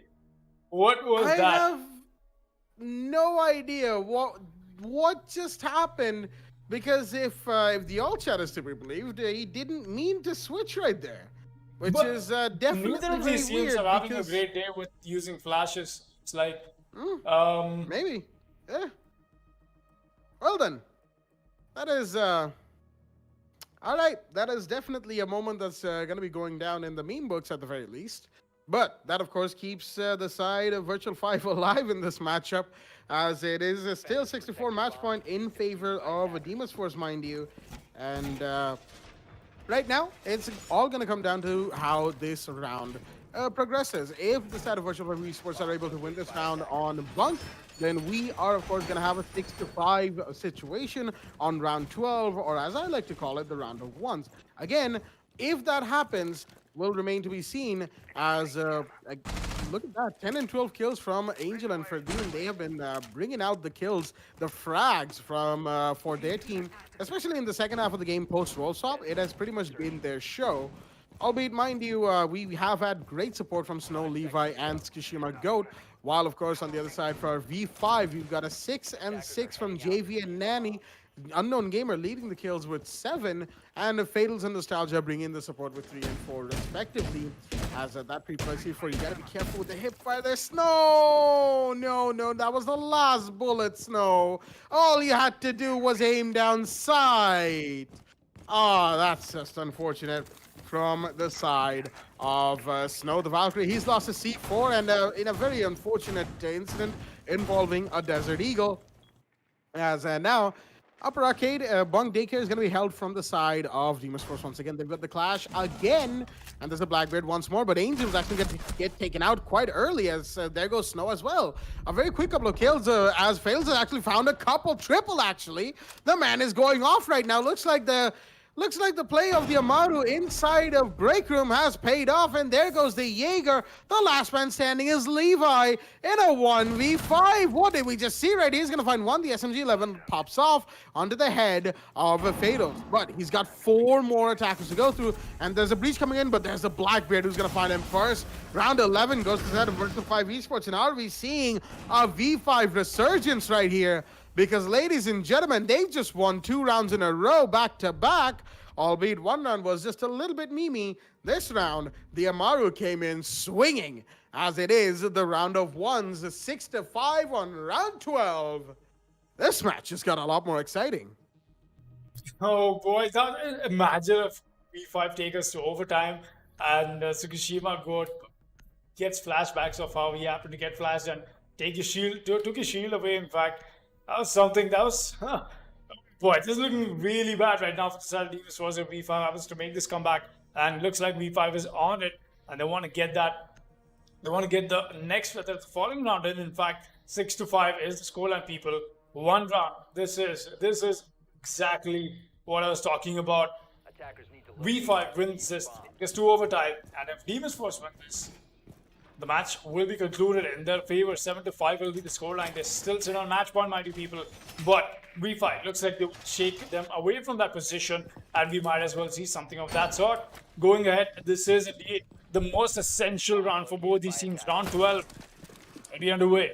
Getting it drawn as Angel has brought up the alibi, as Deimos Force will definitely be paying a whole lot more attention to what they're doing right now, because they found themselves in a little bit of a spot, and like I said, losing yesterday 0-7 as well, not having enough rounds put on board is definitely not looking so very great for the side of Deimos Force.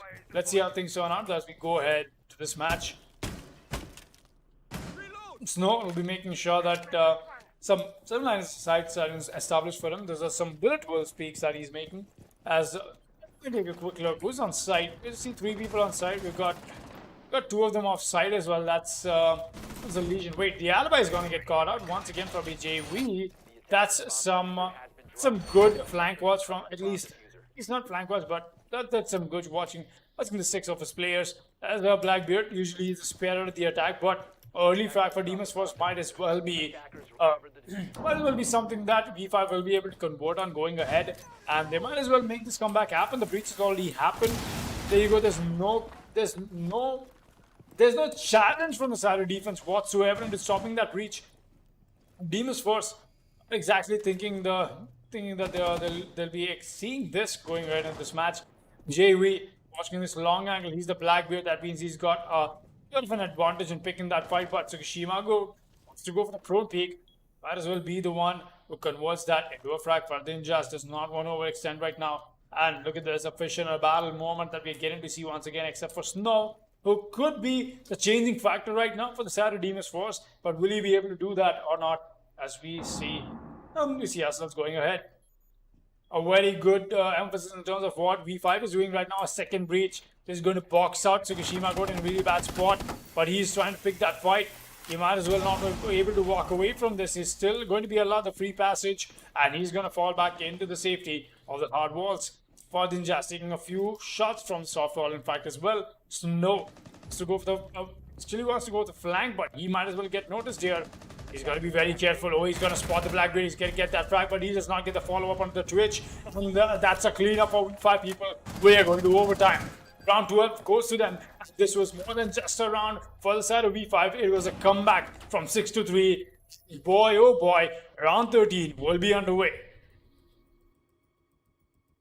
Round 13 is underway. That means, of course, it's a 6-6 equalized scoreline. And ladies and gentlemen, are you ready to rumble? It is overtime on round 13. I just said the same thing twice. I just wanted to get my catchphrase out. Let's be real here. It's not mine, of course, but that's the joke right there. As we're going to be heading to second floor bunk and daycare. And there should be a very interesting defensive round indeed from both of these teams. Angel is going to be going out of the Legion into the Pulse, looks like, as they want to bring in the heartbeat scanner from the FBI operator. This is going to be a very exciting round, as the JV bringing in the Blackbeard seems to have really changed things, turned things around from the side of V5. They're frag heavy, along with, mixed with, of course, utility usage and denial for them. Oh, look at that synchronized reinforcing from both the Kite and the Jaeger. That's what you love to see right there. But the Blackbeard being brought in by JV seems to have really pushed things in favor of V5 because, of course, as Foxy pointed out in the last round, Blackbeard is pretty much a point character, as they say. The man goes first in gunfights, takes gunfights, and has an advantage in said gunfights, primarily down to the fact that he, of course, has a shield protecting his face. And in a game like Rainbow Six Siege, where one-shot headshots matter quite a bit, going into a match where there's an operator who can actually delay that headshot by even 1 or 2 bullets, depending on, of course, your gun, is pretty substantial. And of course, Blackbeard, or as he's more commonly referred to, Nerfbeard, is roughly the same operator as he used to be way back when he was launched. The only difference is, 1, that he has 2 shields, and 2, that both of his shields basically work like saran wrap. When compared to the original, what was it, 800 HP shield that he used to have? Yeah, those were nightmarish times for defenders, because it will be just 1 Blackbeard and a 1-man army from an attacking team. Snow, with the Vigil, trying to go for those drone hole plays right there. I think he spotted the feet of the Thatcher. Yes, Nanny's actually taking a bit of damage, but of course all that's done is put him down to 75 HP, and the man is aware of where this Vigil is playing. Snow's going to pull back for the time being. The drone, I don't think, has spotted him, and that's fade into Twitch drone, but here's the Jaeger. He's not going to connect, unfortunately, for Dean. He's got to connect, mind you, on the second try, but will he find those kills? The Blackbeard needs to go down, but so do the rest of V5. It's not just about JV. It's the rest of the team that have been following the Blackbeard's point and following through with the kills that has gotten V5 this far. Snow on the arcade balcony. The man's very low on HP, mind you. He's got to be careful of where he peeks, as the Kite is here to support, and the Vigil is rotating back from the meanwhile. The Thatcher, he's going to see the Jaeger, but for Dean, he's not going to connect with so many shots, as there's a push from the yellow stairs, but that's going to be spotted out. There goes Unknown Gamer to Zofia, as Fatals is going to go down as well. Angel with the Pulse is going to get that kill, but there's the kill onto Ferdinand, being taken by the Thermite, who's pushed up. JV's found Snow in the meanwhile, as it's a 3 versus 3. Levy, very low on HP, the Kaid, mind you, but the Pulse is still down below. He could go for a very influential play, but he looks like he's going to be going up from the main stairs, the yellow stairs for the time being.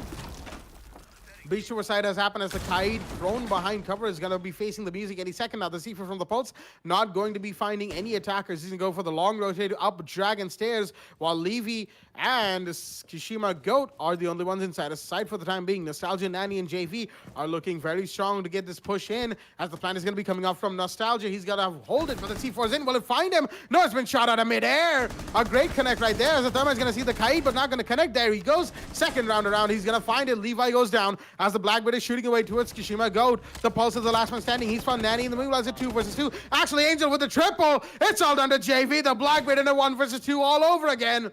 But no class to take advantage of, as the Pulse is going to go for a peek. The Blackbird trying to pre-fire. There's the Bandit pushing up on him. Does he? No, he doesn't. And he will go down. And Deimos Force are going to take round 13. Their first defensive round in 4 rounds. And a very good one for that matter. Denying the plant, denying the push. Getting round 13 on board for themselves. Very important right there. First overtime round is over. It's the second one. Deimos Force are back on match point. I've got to agree with you on that, Blackjack. That round came so close to... It could have been anybody's, but the way it was looking at towards the end of the entirety there. First thing, denying the push from the Pulse, the C4 from below the cafe did not connect. That could have changed the round already in the favor of Deimos Force. But the plant has already gone down after the Thermite pushed in.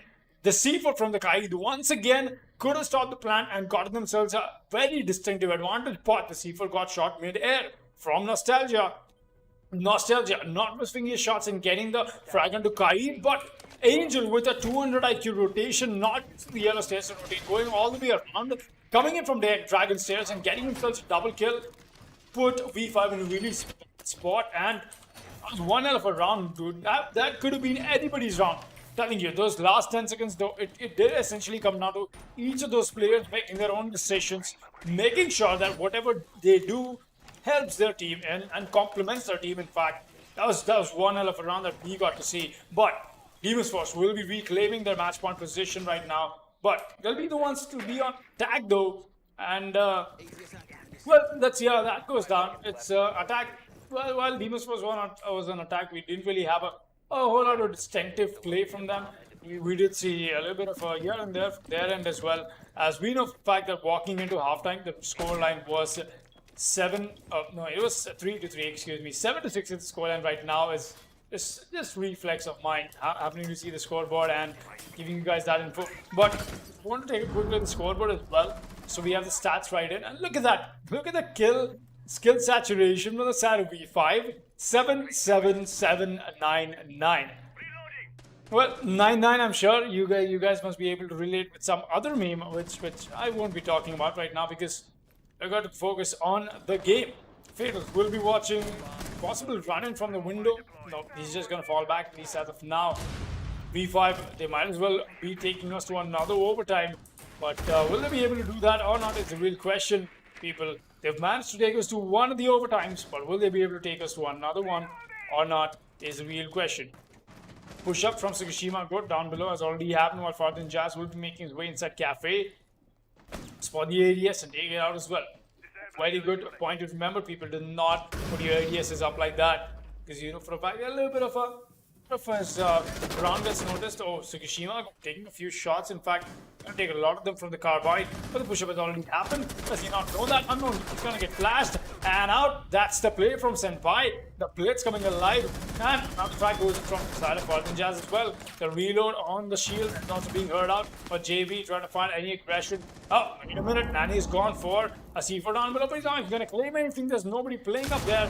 That's a little bit of a bad C from him, but now his position has been given away and whiffing his shots as well.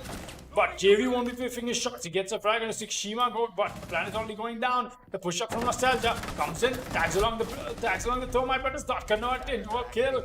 There's the kill and the finisher. Deimos Force will be taking this match 8-6. Boy, oh boy, that was one hell of a stall out, and quite the double kill from the Snow towards the end as well over there. Look at that, quick turnaround, gets the frag onto the balcony, and then onto who was pushing him up there. That was JV on the lesion. It was quite the match that we got to see, and a great attempt from V5, but not enough to defeat Deimos Force. An absolutely fantastic match coming out from both teams right here. Well played to Virtual 5 Esports and Deimos Force. But at the end of the day, there can only be one victor. With that being said, that is going to be it from the both of us for the night, ladies and gentlemen. It has been an absolutely fantastic stream. And a quick recap for all of our viewers at home. The first match between Vector Sports and Esamurai Esports happened on the map of Clubhouse, Vector Sports in a surprise performance, pulling off a 7-2 against ESM, absolutely obliterating them on that match, while Virtual 5 versus Deimos Force, of course, this one that we just had, went all the way to us N8-6. Deimos Force were the ones to win on a theme park. And just as I said, that's going to be it from the both of us. But, of course, we are not done for the week. It's only a Wednesday, everybody, as we will be back tomorrow with more Division action, more Rainbow Six Siege action. And actually, tomorrow is Division 2 matches. That's right, Division 2 Week 2 begins tomorrow. And we'll see you with the Siege action from that end. Stay tuned.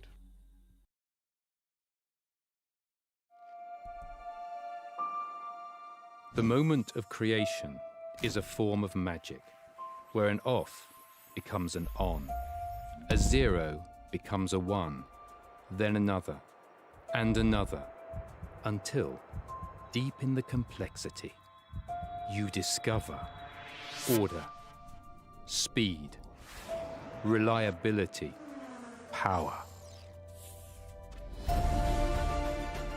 Experience the WD Black NVMe SSD.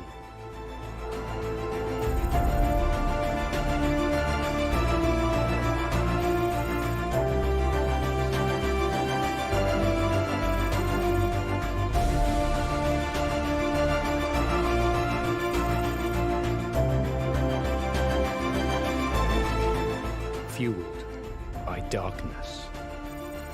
Level up to NVMe SSD performance.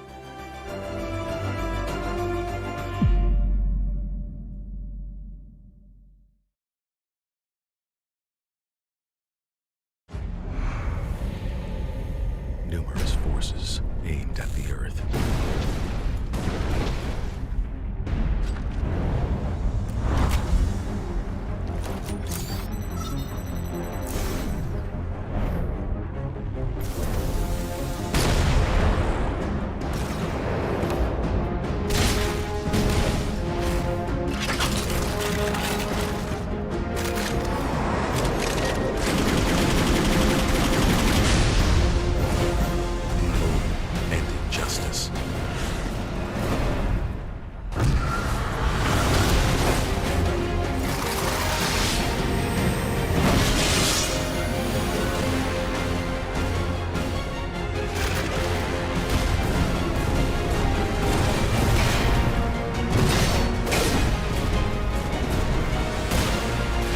Let the glorious battle begin.